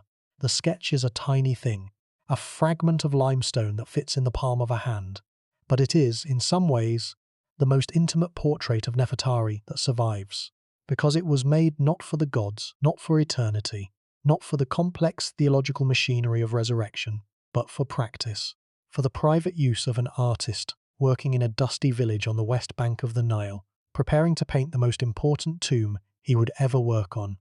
The sketch was never meant to be seen. It was never meant to survive. And yet here it is, more than 3,000 years later, offering a glimpse of Nefertari's face that is, in its casual imperfection, more alive than any of the polished images in her tomb. That is the paradox of preservation. The things we build to last often do not. The things we toss aside sometimes endure. Nefertari's sarcophagus, carved from pink granite, polished to a mirror finish, inscribed with protective spells, is gone, smashed to pieces by thieves. But a limestone flake, used once and discarded by a painter whose name we do not know, survived. The throwaway outlasted the masterwork. The sketch outlived the monument. And somewhere in that inversion is a lesson about what survives and why. A lesson that Nefertari herself would have appreciated had she known how the story would end. The craftsmen of Deir el-Medina themselves deserve a moment in this narrative, because their story is inseparable from Nefertari's. These were the men, and they were almost exclusively men, though their wives and daughters lived in the village and managed its domestic economy, who created the tomb that would preserve Nefertari's memory for more than 30 centuries. They lived in a planned settlement of roughly 70 houses, built in neat rows along a narrow street, hemmed in on both sides by the desert hills that separated the village from the valleys where they worked. Their daily commute was a walk over the mountain ridge to the Valley of the Kings or the Valley of the Queens. A trek of perhaps 45 minutes in the pre-dawn darkness, carrying their tools and their lunch in baskets. The village records, thousands of ostraca and papyri, provide an extraordinarily detailed picture of their lives. We know the names of the foremen who led the two work gangs, the right side and the left side of each tomb. We know how much grain, fish, vegetables and beer they were paid each month. We know about their feuds, their love affairs, their illnesses, their court disputes over stolen property and contested inheritances. We know that they celebrated religious festivals with gusto, consuming prodigious quantities of beer. We know that they went on strike at least once when their pay was delayed, the earliest recorded labor dispute in history. And we know that when they were assigned to work on a tomb of particular importance, they took extraordinary care. The tomb of Nefertari was such an assignment. The quality of the work speaks for itself, but so does the fact that the artists created practice sketches, like the Turin fragment, to ensure that every detail was correct before the first brush touched the tomb walls. These were not labourers working under compulsion. They were craftsmen working with pride, building something they knew was exceptional. The foreman of the left side during the early years of Ramesses' reign was a man named Kaha, succeeded by his son Nefertep. The senior artist, the outline draftsman, or sesh qued, held a position of considerable prestige in the village hierarchy, ranking just below the foreman. These were the men who drew the initial outlines of the figures on the prepared plaster walls, establishing the proportions, the poses, and the expressions that the colorists would then fill in. Their skill was the foundation on which the entire decorative program rested. A poorly drawn outline could not be rescued by brilliant coloring. The outlines in Nefertari's tomb are flawless, confident, fluid lines that capture the movement of divine figures and the poise of the queen herself, with an economy of stroke that speaks to years, perhaps decades of training and practice. Behind every image of Nefertari in her tomb stands the anonymous skill of a craftsman whose name may or may not survive in the village records, who walked over a mountain each morning to create something eternal, and who was paid in bread and beer for the privilege. The world these craftsmen inhabited was itself fragile. Deir el-Medina thrived for roughly 450 years, from the early 18th dynasty through the end of the 20th, and then it was abandoned. The reasons were the same reasons that explain the decline of so many institutions in late New Kingdom Egypt. The economy was failing. The state could no longer reliably pay its workers. Tomb robbery was rampant, and the very people who built the tombs were, in some documented cases, among those who robbed them, an irony that speaks to the desperation of the times. The village that had created the most beautiful tomb in Egypt was itself a victim of the same forces that would eventually bury that tomb beneath sand and silence. The creators and their creation shared the same fate. Both were abandoned, both were forgotten, both lay hidden for millennia before modern archaeology brought them back to light. And so the question that emerges from all of these explorations, of Hatshepsut and Ta, of Isetnefret and Puduhepa, of Cleopatra and Ankhesenamun, of Ramesses and Deir el-Medina, is not simply who was Nefertari, it is what does it take for a woman to survive in the historical record. The answer, drawn from 3,000 years of evidence, is both simple and devastating. It takes a king's love, it takes a builder's resources, it takes stone, not papyrus, it takes a desert, not a river valley, it takes luck, the right tomb in the right valley, buried by the right flood at the right time, discovered by the right archaeologist in the right century. And even with all of that, even with all of those conditions met, survival is not guaranteed. It is provisional, conditional, subject to the ongoing mercy of salt crystals, groundwater, tourist breath, and the relentless appetite of time. There is one more comparison that must be made before this section draws to its close, and it returns us to the personal, to the intimate dimension of Nefertari's story that distinguishes her from all the other queens we have considered.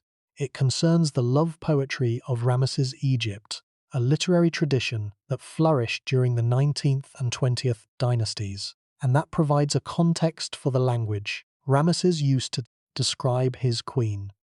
The love poems of ancient Egypt are among the most beautiful and surprising literary works to survive from the ancient world. Preserved on papyri and ostraca, mostly from the New Kingdom period, they express romantic longing, desire, and emotional vulnerability with a directness that confounds modern expectations about ancient cultures.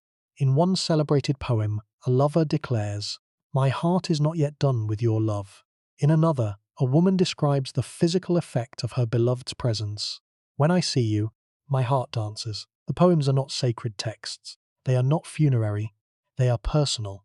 Expressions of individual human feeling in a culture that is often, and wrongly, imagined as exclusively concerned with gods and death. Nefertari lived in a culture that valued love, that gave it literary expression, that understood romantic attachment as a legitimate subject for art. The language that Ramesses used to describe her, she of the beautiful face, sweet of love, the one for whom the sun does shine, was not anomalous in this context. It was part of a broader cultural tradition that accepted, even celebrated, the emotional bond between lovers. But Ramesses went further than any poet. He did not merely write love poetry on papyrus, where it could fade and crumble. He carved it into temple walls, where it would endure for millennia. He did not merely describe his love in private letters that could be lost or destroyed. He announced it on the facade of a monument that could be seen from the river, visible to every traveller, every trader, every foreign ambassador who sailed past Abu Simbel on their way into the heart of Egypt. The declaration was public, permanent, and designed to outlast everything, even the pharaoh himself.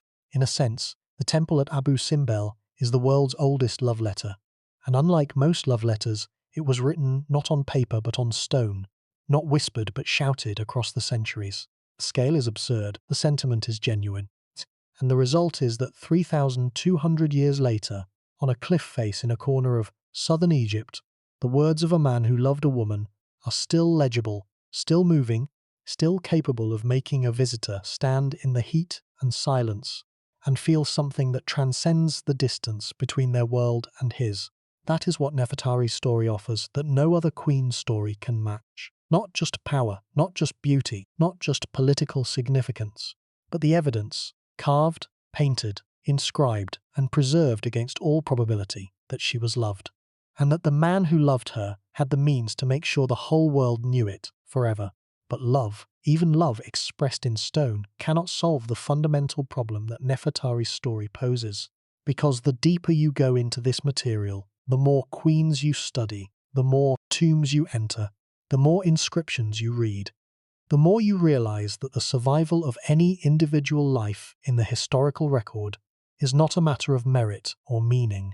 It is a matter of accident, of geology, of the chemical composition of the soil in which a body is buried, of the particular path that groundwater takes through a particular hillside in a particular century, of whether a particular tomb robber was thorough or lazy, drunk or sober, on the night he broke through the seal. The forces that determine what survives from the ancient world are not moral forces. They are physical forces, as indifferent to love as they are to hatred, as blind to beauty as they are to ugliness. And it is this indifference, this cosmic indifference to everything that human beings hold sacred, that makes the survival of Nefertari's tomb feel less like a triumph and more like a reprieve. A temporary reprieve granted by a universe that does not care whether it is extended. Step back now. Step back from the tombs and the temples, from the cartouches and the clay tablets, from the painted walls and the mummified knees. Step back from the details and look at the whole. What are we actually looking at when we look at the story of Nefertari? We are looking at a woman who lived roughly 32 centuries ago, who wielded genuine political and religious authority in one of the most powerful civilizations the world has ever known, who was honoured with monuments that surpassed anything ever built for a non-ruling queen, and who was loved, genuinely, demonstrably loved, by the most powerful man of her age. We are looking at a tomb that contains some of the most beautiful paintings ever created by human hands. We are looking at a temple that declares, in hieroglyphs, the height of a grown man, that the sun itself shines for this woman. And we are looking at a pair of mummified knees on a stone floor, the only physical trace that may remain of the person all of this was built for. Let that sink in. The distance between the monument and the remains is the distance between what we wish love could do and what love actually can. Ramesses II devoted more resources to preserving Nefertari's memory than any spouse in recorded history before or since. He had the wealth of an empire at his disposal. He had the labour of thousands. He had the knowledge of the finest artisans and priests in the ancient world. He had 67 years on the throne to carry out his vision. And the result, the measurable, physical result, 3,200 years later, is a pair of knees that may or may not be hers, a tomb that can only be visited for 10 minutes at a time, and a temple that had to be cut from a cliff face and moved to higher ground to prevent it from drowning. This is not a failure of love. This is a failure of matter. Stone crumbles, paint fades, bodies decompose, gold attracts thieves, rivers change course, sand buries everything. The forces that destroy are not malicious. They are not even conscious. They are simply relentless, operating on timescales that make a 67-year reign look like a heartbeat, and that reduce the most massive monuments to rubble, given enough centuries. Nefertari's story is, at its deepest level, a story about the confrontation between human meaning and physical reality. The meaning was real, the love was real, the devotion was real, and none of it was sufficient to prevent the woman at the centre of it all from being nearly erased. The broader pattern only deepens the grief. Nefertari is not the only queen whose body has been lost. Of the dozens of royal women who were buried in the Valley of the Queens over a period of 4 centuries, not a single complete, positively identified mummy has been recovered from that site. The tombs survive, the paintings survive, in some cases the names survive, but the people are gone, every last one of them. The Queen's Valley is in this sense a monument to absence. It is a place where everything was prepared for eternity and nothing lasted. The sarcophagi were smashed, the grave goods were stolen, the mummies were destroyed or displaced.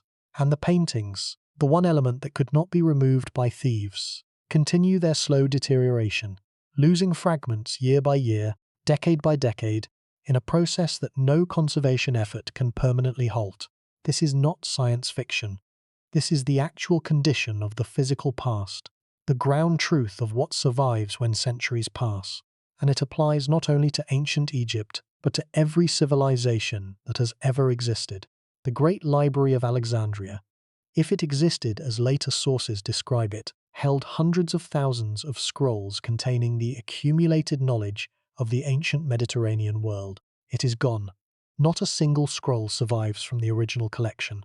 The philosophical works of the pre-Socratic thinkers, the founders of Western rational thought, survive only as fragments quoted in the writings of later authors. Entire schools of thought, entire literary traditions, entire technological achievements have been lost because the materials on which they were recorded, papyrus, parchment, wood, clay, could not withstand the passage of time. Let that sink in. We live in a world shaped by survivors, by the texts, the artifacts, the buildings that happen to endure, and we mistake that sample for the whole. We assume that what we have is representative of what existed. It is not. What we have is what survived, and what survived is a tiny, unrepresentative fraction of what once existed. The Egyptologists who study Nefertari know this acutely. They work with what they have.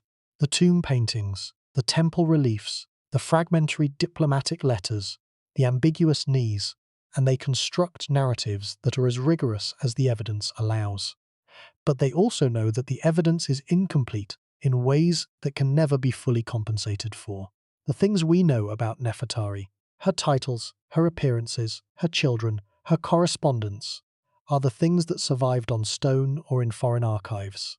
The things we do not know, her thoughts, her fears, her private conversations, her daily routines, her experience of illness and aging and loss, are the things that were never committed to stone in the first place, or that were committed to perishable materials that did not endure. The problem is not merely academic, it is existential, because the same forces that eroded Nefertari's legacy are at work on ours. The digital age has produced more information than any previous era, but it has stored that information in formats that are, by historical standards, extraordinarily fragile. A clay tablet from Mesopotamia can survive for 5,000 years. A papyrus scroll in a dry climate can last 3,000. A well-made book on acid-free paper might endure 500 years. A hard drive fails in 5 to 10. A website can vanish overnight. The average lifespan of a URL on the internet is roughly 2 years before it goes dead, a phenomenon known as link rot. The most advanced civilization in history is recording its knowledge on the most ephemeral medium ever devised. Imagine, for a moment, that our civilization were to face a catastrophe comparable to those that struck the ancient world. Not an extinction event, but a period of prolonged disruption, sustained economic collapse, infrastructure failure, loss of the electrical grid. How much of what we know would survive? The answer is uncomfortable. Nearly everything stored digitally would be inaccessible within a generation.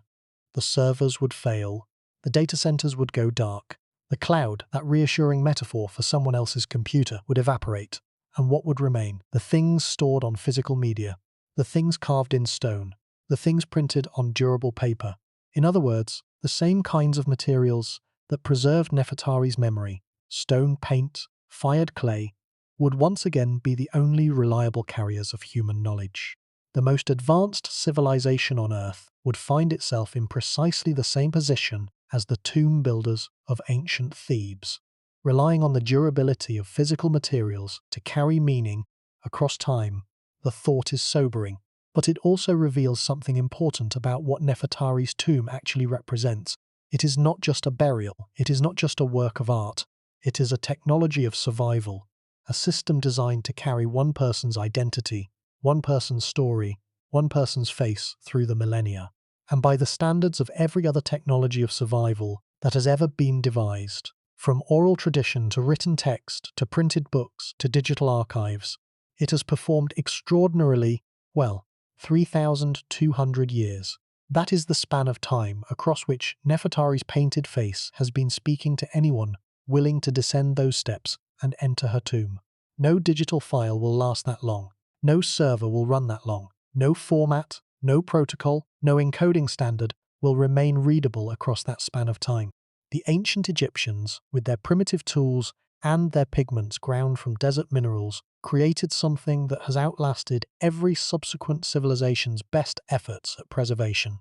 And they did it for love. That is the deeper truth of this story. Not that love fails, though it does fail eventually, inevitably, in the face of sufficient time, but that love tries. That Ramesses II, standing in the dust of the Theban desert more than 3,000 years ago, made a bet. He bet that if he carved his queen's name deeply enough, painted her face brightly enough, built her temple solidly enough, she would survive. He bet everything he had, every resource, every craftsman, every ounce of royal authority, on the proposition that human devotion could defeat the passage of time. And for 32 centuries, he has been winning that bet. Barely, provisionally, with the help of Italian conservators and German archaeologists and international fundraising campaigns and UNESCO engineers and climate-controlled ventilation systems. But winning. The question is how much longer the bet holds. The tomb is still there. The paintings are still there, faded in places, damaged in others, but still radiating the blue and gold and white that stopped Schiaparelli in his tracks more than a century ago. The temple at Abu Simbel still stands, though on higher ground than where Ramesses placed it, reassembled from blocks by engineers who understood that the waters were rising and that doing nothing was not an option. The name Nefertari Meritmut is still legible on walls that have weathered 3 millennia of desert sun and Nile floods and human indifference. The sun, in a sense, still shines for her, as Ramesses declared it would. But the margins is narrowing. Every year, the tomb degrades a little more. Every year, the visitor limits are reviewed, and sometimes tightened further. Every decade, new threats emerge.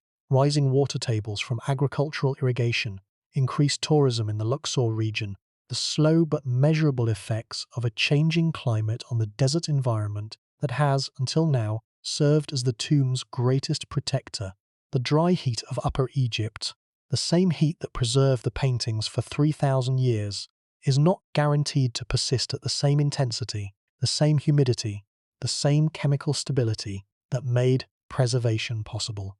A wetter climate in the Theban region would accelerate the salt crystallization that has already damaged significant portions of the tomb's plaster.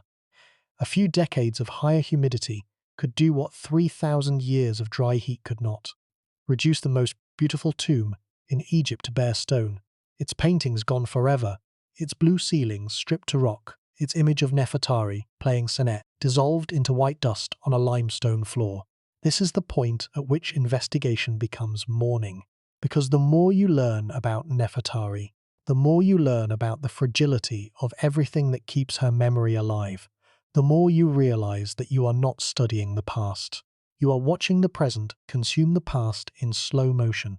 You are standing at the edge of the trench, just as Schiaparelli stood at the edge of his, looking at something beautiful and knowing, with a certainty that no amount of conservation funding can fully dispel, that it is going away, slowly, inexorably, one salt crystal, one flake of paint, one crack in the plaster at a time. Ramesses knew this, not in the scientific terms that we would use, but in the intuitive experiential way that anyone who lives in a desert knows it.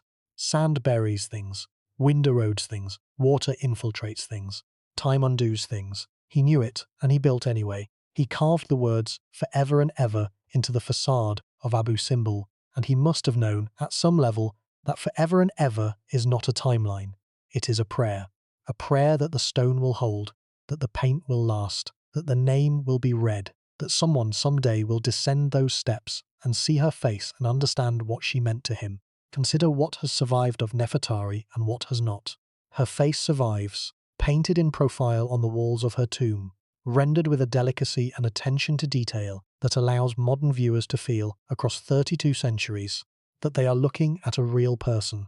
Her titles survive: Great Royal Wife, Mistress of the Two Lands, She for Whom the Sun Shines, each one carved into stone surfaces that have withstood everything the desert could throw at them. Her diplomatic correspondence survives, or at least fragments of it, preserved in the clay archives of a foreign capital, because the Hittites used a material more durable than the papyrus, the Egyptians preferred. Her tomb survives, battered but legible, its theological program still intact enough for scholars to reconstruct the journey her soul was meant to take through the underworld.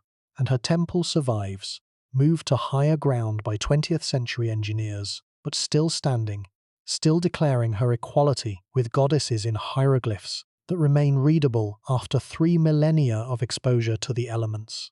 What has not survived is everything else: her voice, her handwriting, her opinions about anything other than diplomatic protocol, her experience of childbirth. She bore at least 6 children, possibly more, in a world without anesthesia or antisepsis, and we know nothing about what that was like for her. Her grief: she outlived at least some of her children, as the tomb preparations for certain princes suggest they died before her, and we have no record of how she bore those losses. Her relationship with Nefertari, the other principal wife, whose children eventually inherited the throne, whether they were rivals, allies, strangers to each other, or something more complicated, is a question the sources do not answer and never will. Her daily life, what she ate, where she walked, how she spent the hours between ceremonial obligations, whether she was happy, is irretrievably gone, not because it was unimportant, but because no one thought to record it. Or if they did, they recorded it on papyrus, and the papyrus is dust. This is the paradox at the heart of ancient biography. The more important a person was, the more they were recorded. But the recording itself was selective. It captured titles and ceremonies, military victories and temple dedications, divine associations and posthumous rituals. It did not capture interiority. It did not capture doubt, or humour, or tenderness, or boredom, or the 1,000 small negotiations that constitute a marriage, even a royal one. The monumental record tells us that Ramesses loved Nefertari. It does not tell us what that love looked like on a Tuesday afternoon in the palace at Ramesses, when the children were quarrelling and the heat was unbearable, and there were no scribes present to record the moment for eternity. The private dimension of even the best documented ancient lives remains, and will always remain, beyond recovery. And here is where the grief becomes personal. Not for Nefertari alone, but for everyone who has ever lived and been forgotten. Because the loss is not proportional. It is not the case that important people are remembered and unimportant people are forgotten. It is the case that a tiny, arbitrary, geologically determined fraction of all people who ever lived have left any trace at all, and even the best preserved among them, even a Nefertari, even a Ramesses, survive only as fragments, outlines, silhouettes against a backdrop of silence. The craftsman who painted Nefertari's face in tomb QV66 may have been the finest artist of his generation. His name may or may not survive in the Deir el-Medina records. His own tomb, if he had one, has not been identified. The hands that created one of the masterpieces of world art are anonymous, not because the craftsman was unimportant, but because the conditions of preservation did not favour his survival. He was buried in a less protected location, or his tomb was made of less durable materials, or the specific patch of hillside where he was laid to rest was subject to water infiltration, that the Queen's Valley, higher and drier, was spared. The difference between immortality and oblivion was, in the end, a matter of elevation, a few meters of altitude, a few degrees of slope, the angle at which rainwater flows down a Theban hillside on the rare occasions when it rains. Something is wrong with our assumptions when the survival of a human legacy depends on hydrology. But that is the reality. That is the ground truth. Literally the truth of the ground, the soil, the rock, the water table, that determines what lasts and what does not. And it is a truth that applies to every civilization, every archive, every monument, every human effort at permanence that has ever been attempted. The Egyptians understood this better than we might expect. The entire apparatus of mummification, the elaborate chemical treatment of the body, the wrapping in linen, the placement in nested coffins within stone sarcophagi, within sealed chambers, within tombs, cut deep into the living rock, was not a naive belief that the body could be kept alive forever. It was a sophisticated, practical, technology-driven response to the observable fact that flesh decays. The Egyptians saw what happened to bodies left in the open or buried in shallow graves. They saw the decomposition, the desiccation, the reduction of a person to bones and then to nothing. and they refused to accept it. Not by denying the reality, they were too empirical for that, but by engineering a countermeasure. They developed chemical processes to halt decomposition. They designed architectural spaces to control temperature and humidity. They created magical texts, the Book of the Dead, the Book of Gates, the Amduat, that functioned as ritual technologies, operating on the spiritual plane to accomplish what the physical technologies accomplished on the material plane. The tomb of Nefertari is not a monument to denial. It is a monument to engineering, to the application of every available technology, physical and metaphysical, to the problem of making one person last. That the technology ultimately fails, that the mummy is lost, the tomb is damaged, the paintings are degrading, does not diminish the effort. It contextualizes it. It places Ramesses' love for Nefertari within the framework of every human attempt to hold on to something precious in a universe that is, at the atomic level, organized around the principle of dissolution. Entropy is not a modern concept. The Egyptians experienced it daily in the crumbling of mud brick walls, the silting of irrigation canals, the fading of dyes on linen, the slow burial of abandoned structures beneath wind-blown sand. They lived in a landscape where the ruins of previous dynasties were visible reminders that even the mightiest constructions could be swallowed by the desert. And they built anyway. They painted anyway. They carved the words forever and ever into stone, knowing, as anyone who lives surrounded by ruins must know, that forever and ever is a challenge, not a guarantee. A declaration of intent against a universe that has no obligation to comply. There is a term in conservation science, inherent vice, that refers to the tendency of certain materials to deteriorate because of their own chemical composition, regardless of external conditions. Paper made from wood pulp will eventually yellow and crumble because of the acid within the paper itself. Certain pigments will darken or fade because of chemical reactions within the pigment.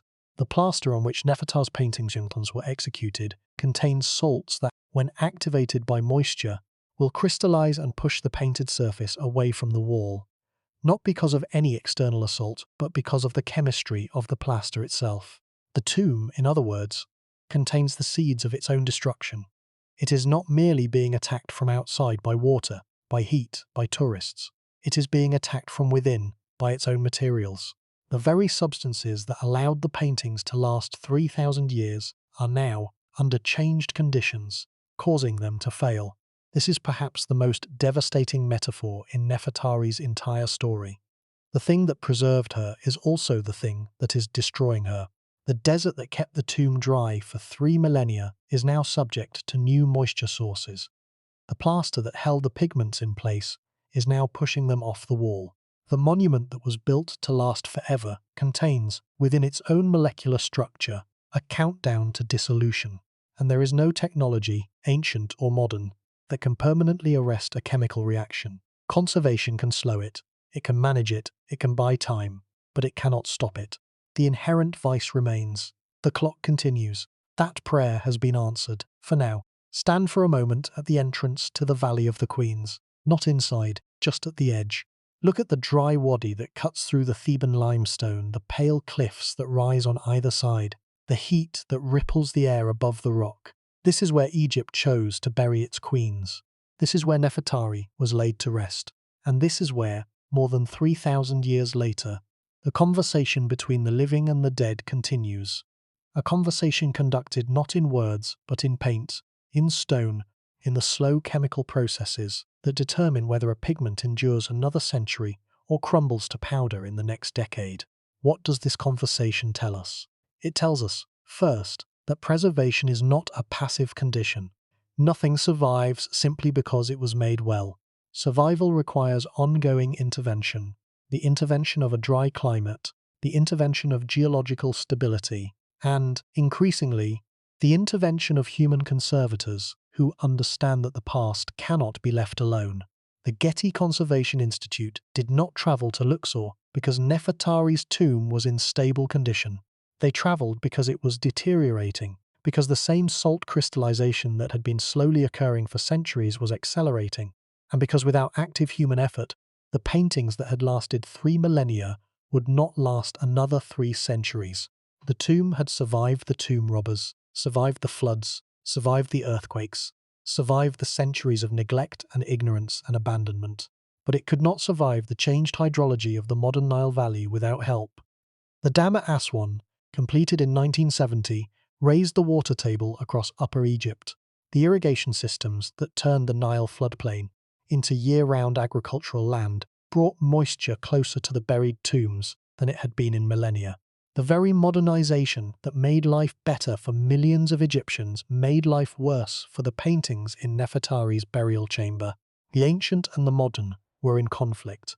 Not the kind of conflict that makes headlines, but the kind that plays out in salt concentrations and humidity percentages and the imperceptible migration of moisture through limestone, year after year, decade after decade, until a conservator presses a finger to a painted surface and feels it move. This is the modern condition of the ancient past. It is not static. It is not safely locked behind glass. It is dynamic, ongoing, responsive to every change in the environment, natural and human-made, that affects the conditions under which it was originally preserved. The idea that the past is back there, safely separated from the present by thousands of years of distance, is an illusion. The past is here. It is underfoot. It is inside the hillsides and beneath the sand and embedded in the cliffs that line the Nile. And it is responding to what we do, to the dams we build, the water we divert, the tourists we ascend, the climate we change. Every decision we make about the present is also a decision about the past, whether we intend it to be or not. Nefertari's tomb makes this concrete. The decision to build the high dam at Aswan was a decision about Egypt's future, about flood control, about hydroelectric power, about agricultural productivity. It was not intended as a decision about a 3,000-year-old tomb in the Valley of the Queens. But it was. The raised water table that resulted from the dam changed the moisture regime of the entire Theban necropolis. The salts that had been dormant in the limestone for millennia were activated by the increased humidity. The paintings began to deteriorate at rates that alarmed the conservation community. A decision made for the living had consequences for the dead. Consequences that no one anticipated and that required decades of international effort to address. And it gets worse, because the threats to Nefertari's tomb are not limited to hydrology. Tourism itself, the very mechanism by which modern people encounter the ancient world, is a source of damage. Every visitor who enters the tomb brings moisture in their breath, warmth from their body, particulates on their clothing. A single visitor's impact is negligible. 100 visitors per day, over decades, produce measurable changes in the tomb's internal environment. The carbon dioxide from human exhalation interacts with the moisture in the air and the calcium carbonate in the limestone to produce a weak acid that etches the surface of the stone. The temperature fluctuations caused by the opening and closing of the tomb's entrance, sealed for millennia, now opened and closed multiple times per day, create thermal stresses in the plaster that contribute to cracking and delamination. The irony is acute. The tomb was built to be sealed, entered once by the funeral procession, and then closed forever. Every subsequent entry, by robbers, by archaeologists, by tourists, by conservators, is a violation of the tomb's design parameters. The tomb was engineered for eternity. It was not engineered for visitors. This raises a question that extends far beyond Nefertari, far beyond Egypt, far beyond archaeology. It is a question about the relationship between access and preservation, between the desire to share the past with the living and the need to protect the past from the living. Every major archaeological site in the world faces some version of this dilemma. The cave paintings at Lascaux in France were closed to the public in 1963 because the carbon dioxide and humidity from tourist visits were causing the growth of algae and fungi on the painted surfaces. A replica cave was built nearby, and visitors now see the copy rather than the original. The original exists in darkness, sealed from human contact, visited only by conservators who monitor its condition with instruments rather than eyes. The paintings are preserved, but they are also, in a meaningful sense, lost. Lost to experience, lost to the encounter between a living person and a 40,000-year-old image of a running horse. The paintings survive as data. They no longer survive as an experience. Is that survival? Or is it a different kind of death, the death of meaning in the service of material preservation? Nefertari's tomb has not yet reached that point. It is still possible to descend those steps, still possible to stand in the burial chamber, still possible to look up at the blue ceiling with its golden stars and feel the shock of beauty that Schiaparelli felt more than a century ago. But the window is narrowing. The visitor limits may tighten further. The hours of access may be reduced. Eventually, perhaps within a generation or two, the tomb may follow Lascaux into permanent closure, accessible only to researchers, experienced only through photographs and digital reconstructions, its physical reality separated from human experience by a barrier of conservation policy that is, in its way, as impenetrable as the original tomb seal. And what then? What happens when the most beautiful tomb in Egypt can no longer be entered? When the face of Nefertari can only be seen on screens? When the experience of standing in the presence of 3,000-year-old art, the experience of spatial intimacy, of enclosure, of shared air with the ancient dead, is replaced by a digital simulation that captures the visual information but loses the physical encounter? The answer is that something essential will be lost. Not the data. The data will be preserved, is already being preserved, in high-resolution scans and three-dimensional models that capture every crack and every pigment variation with a fidelity that exceeds the capacity of the human eye. The data is safe. What will be lost is the encounter, the irreproducible experience of being there, in that space, surrounded by those paintings, breathing that air. The encounter is what makes the past real. Without it, the past becomes information. And information, however comprehensive, however meticulously preserved, is not the same thing as experience. A photograph of a sunset is not a sunset. A scan of a tomb is not a tomb. This is the final implication of Nefertari's story, and it is the one that should trouble us most. We are living in the last era during which direct human encounter with many of the world's most important archaeological sites will be possible. The sites are degrading. The climates are changing. The tourist pressures are increasing. The conservation responses, necessary, urgent, unavoidable, are moving in the direction of closure, restriction, and virtual substitution.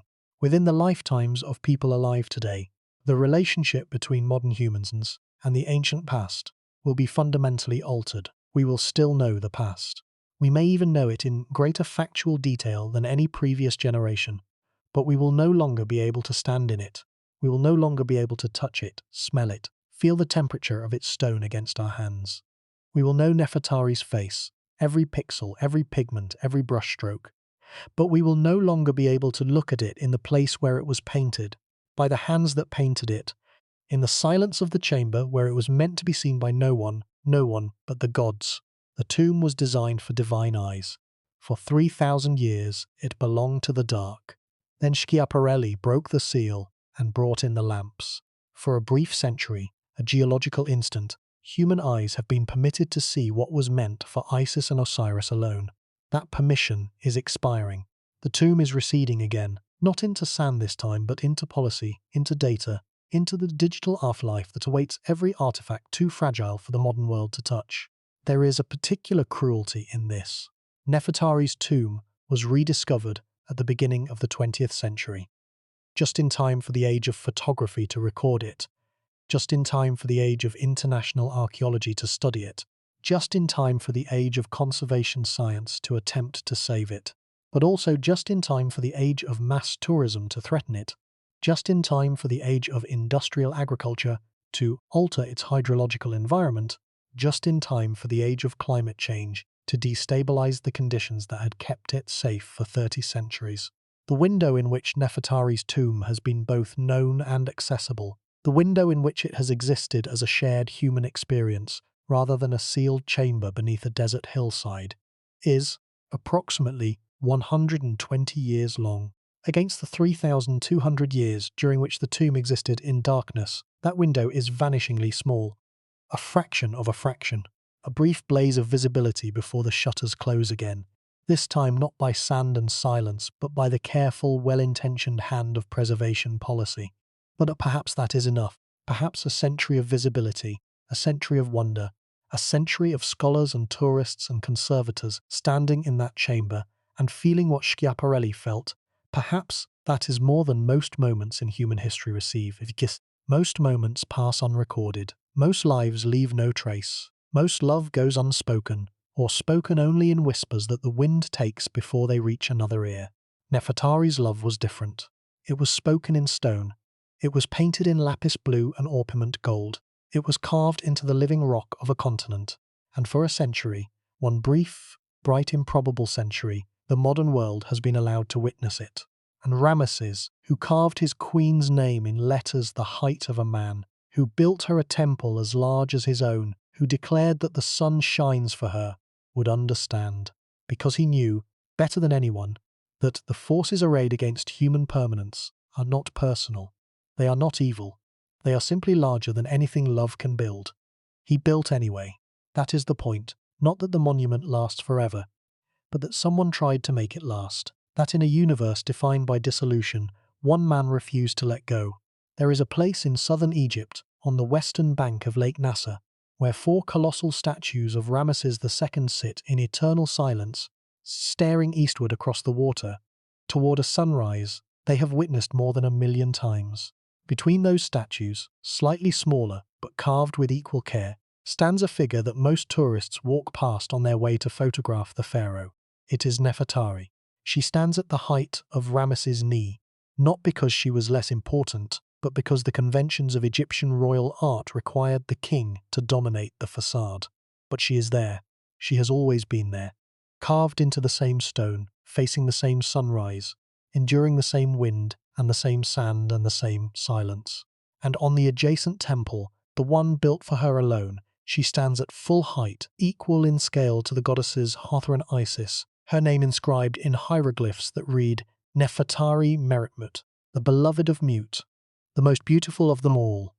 3,200 years. That is how long she has stood there. She was standing there when Alexander the Great conquered Egypt. She was standing there when Rome fell. She was standing there when the Arab armies arrived and when the Ottoman Empire claimed the Nile. She was standing there when Napoleon's soldiers sketched the temples and when European tourists carved their names into the ancient stone. She was standing there when the engineers of the 1960s cut the temples from the cliff face, block by block, and reassembled them on higher ground to save them from the rising waters of the Aswan Dam. She was standing there yesterday. She will be standing there tomorrow. But standing is not the same as being known. For most of those 32 centuries, Nefertari was a face on a wall, a name in a cartouche, a figure in a scene whose meaning had been forgotten by the people who lived in the shadow of her monuments. The hieroglyphs were unreadable. The tomb was buried. The body was gone. She existed as stone. Nothing more. It was only in the last 2 centuries that the stone began to speak again. That Champollion's decipherment of hieroglyphs returned the ability to read her name. That Schiaparelli's excavation returned the ability to see her face. That modern Egyptology returned the ability to understand her role, her significance, her place in the architecture of New Kingdom queenship. Nefertari was not discovered once. She was discovered in stages. Each stage returning a fragment of what had been lost. Each fragment raising more questions than it answered. And the questions persist. Was she of royal blood or common birth? Where did she grow up? How did she meet Ramesses? Or was their marriage arranged before either of them had any say in the matter? What was her relationship with Isetnofret, the woman who shared her husband and whose children ultimately inherited the throne? When exactly did she die, and of what cause? Where is her body? If the knees in QV66 are hers, where is the rest of her? And if they are not hers, whose are they? These questions do not have answers. They may never have answers. The evidence that could resolve them, letters, medical records, private journals, palace registers, either never existed or existed on papyrus and is long since destroyed. What we have is stone. And stone, for all its durability, is selective in what it records. It records titles and rituals, victories and devotions. It does not record doubt or disappointment, illness or heartbreak, the small private moments that constitute the substance of a life. What we know about Nefertari, then, is what Ramesses wanted the world to know. And what Ramesses wanted the world to know was that he loved her, that she was beautiful, that the sun shone for her, that she was worthy of a temple as magnificent as his own, that she deserved the most beautiful tomb in Egypt, that her name should be spoken for ever and ever. By the end of tonight, The answer to the question posed by this documentary's title should be clear. Was Nefertari truly Ramesses II's most beloved queen? The evidence, monumental, artistic, diplomatic, architectural, and textual, says yes. No other queen in Egyptian history received a rock-cut temple of comparable scale. No other queen's tomb was decorated with paintings of comparable quality and ambition. No other queen was addressed in the extravagant terms of endearment that Ramesses lavished on Nefertari. Terms carved, not into perishable materials, but into the facade of structures designed to endure for eternity. The love was real. The evidence is overwhelming, and the fact that it has survived for more than 3,000 years, that it can still be read, still be seen, still be felt by anyone willing to travel to the Theban hills and descend those steps into the dark, is itself a kind of proof. Not proof of permanence, proof of effort. Proof that one man mobilized the full resources of the most powerful state on earth to say, in a voice loud enough to carry across the centuries, this woman mattered. Remember her. The grief of the story is not that Nefertari was forgotten. She was not forgotten, not entirely, not permanently, not in the way that millions of other ancient lives were forgotten, without leaving so much as a name behind. Her name survives. Her face survives. Her tomb, though damaged, survives. Her temple, though relocated, survives. In the great ledger of historical survival, a ledger governed not by justice, but by geology, she has done better than almost anyone else who lived 32 centuries ago. The grief is something subtler, something harder to articulate but impossible to ignore once you see it. It is the grief of partial survival, of almost enough, of a woman who was given every advantage that power and wealth and love could provide. The mightiest pharaoh in Egyptian history as her champion, the finest craftsmen in the ancient world as her artists, the hardest stone on the continent as her medium, and who still survives only in fragments. Fragments of paint on a crumbling wall, fragments of text in a foreign archive, fragments of bone on a limestone floor, the most loved woman of her age, and all that remains of her physical being is a pair of knees that might not even be hers. But here is the final thought, the one that matters more than all the others. It is not about what was lost. It is about what was attempted. Ramesses II lived for more than 90 years. He ruled for 67 of them. He built more monuments than any pharaoh before or after him. He fought the largest chariot battle in history. He signed the first recorded peace treaty in human history. He fathered more than 100 children. His legacy is carved across the length and breadth of Egypt, from the Delta to the Cataracts, from Abu Simbel to P. Ramesses, from Luxor to Abydos. He was, by any measure, the most consequential Egyptian who ever lived.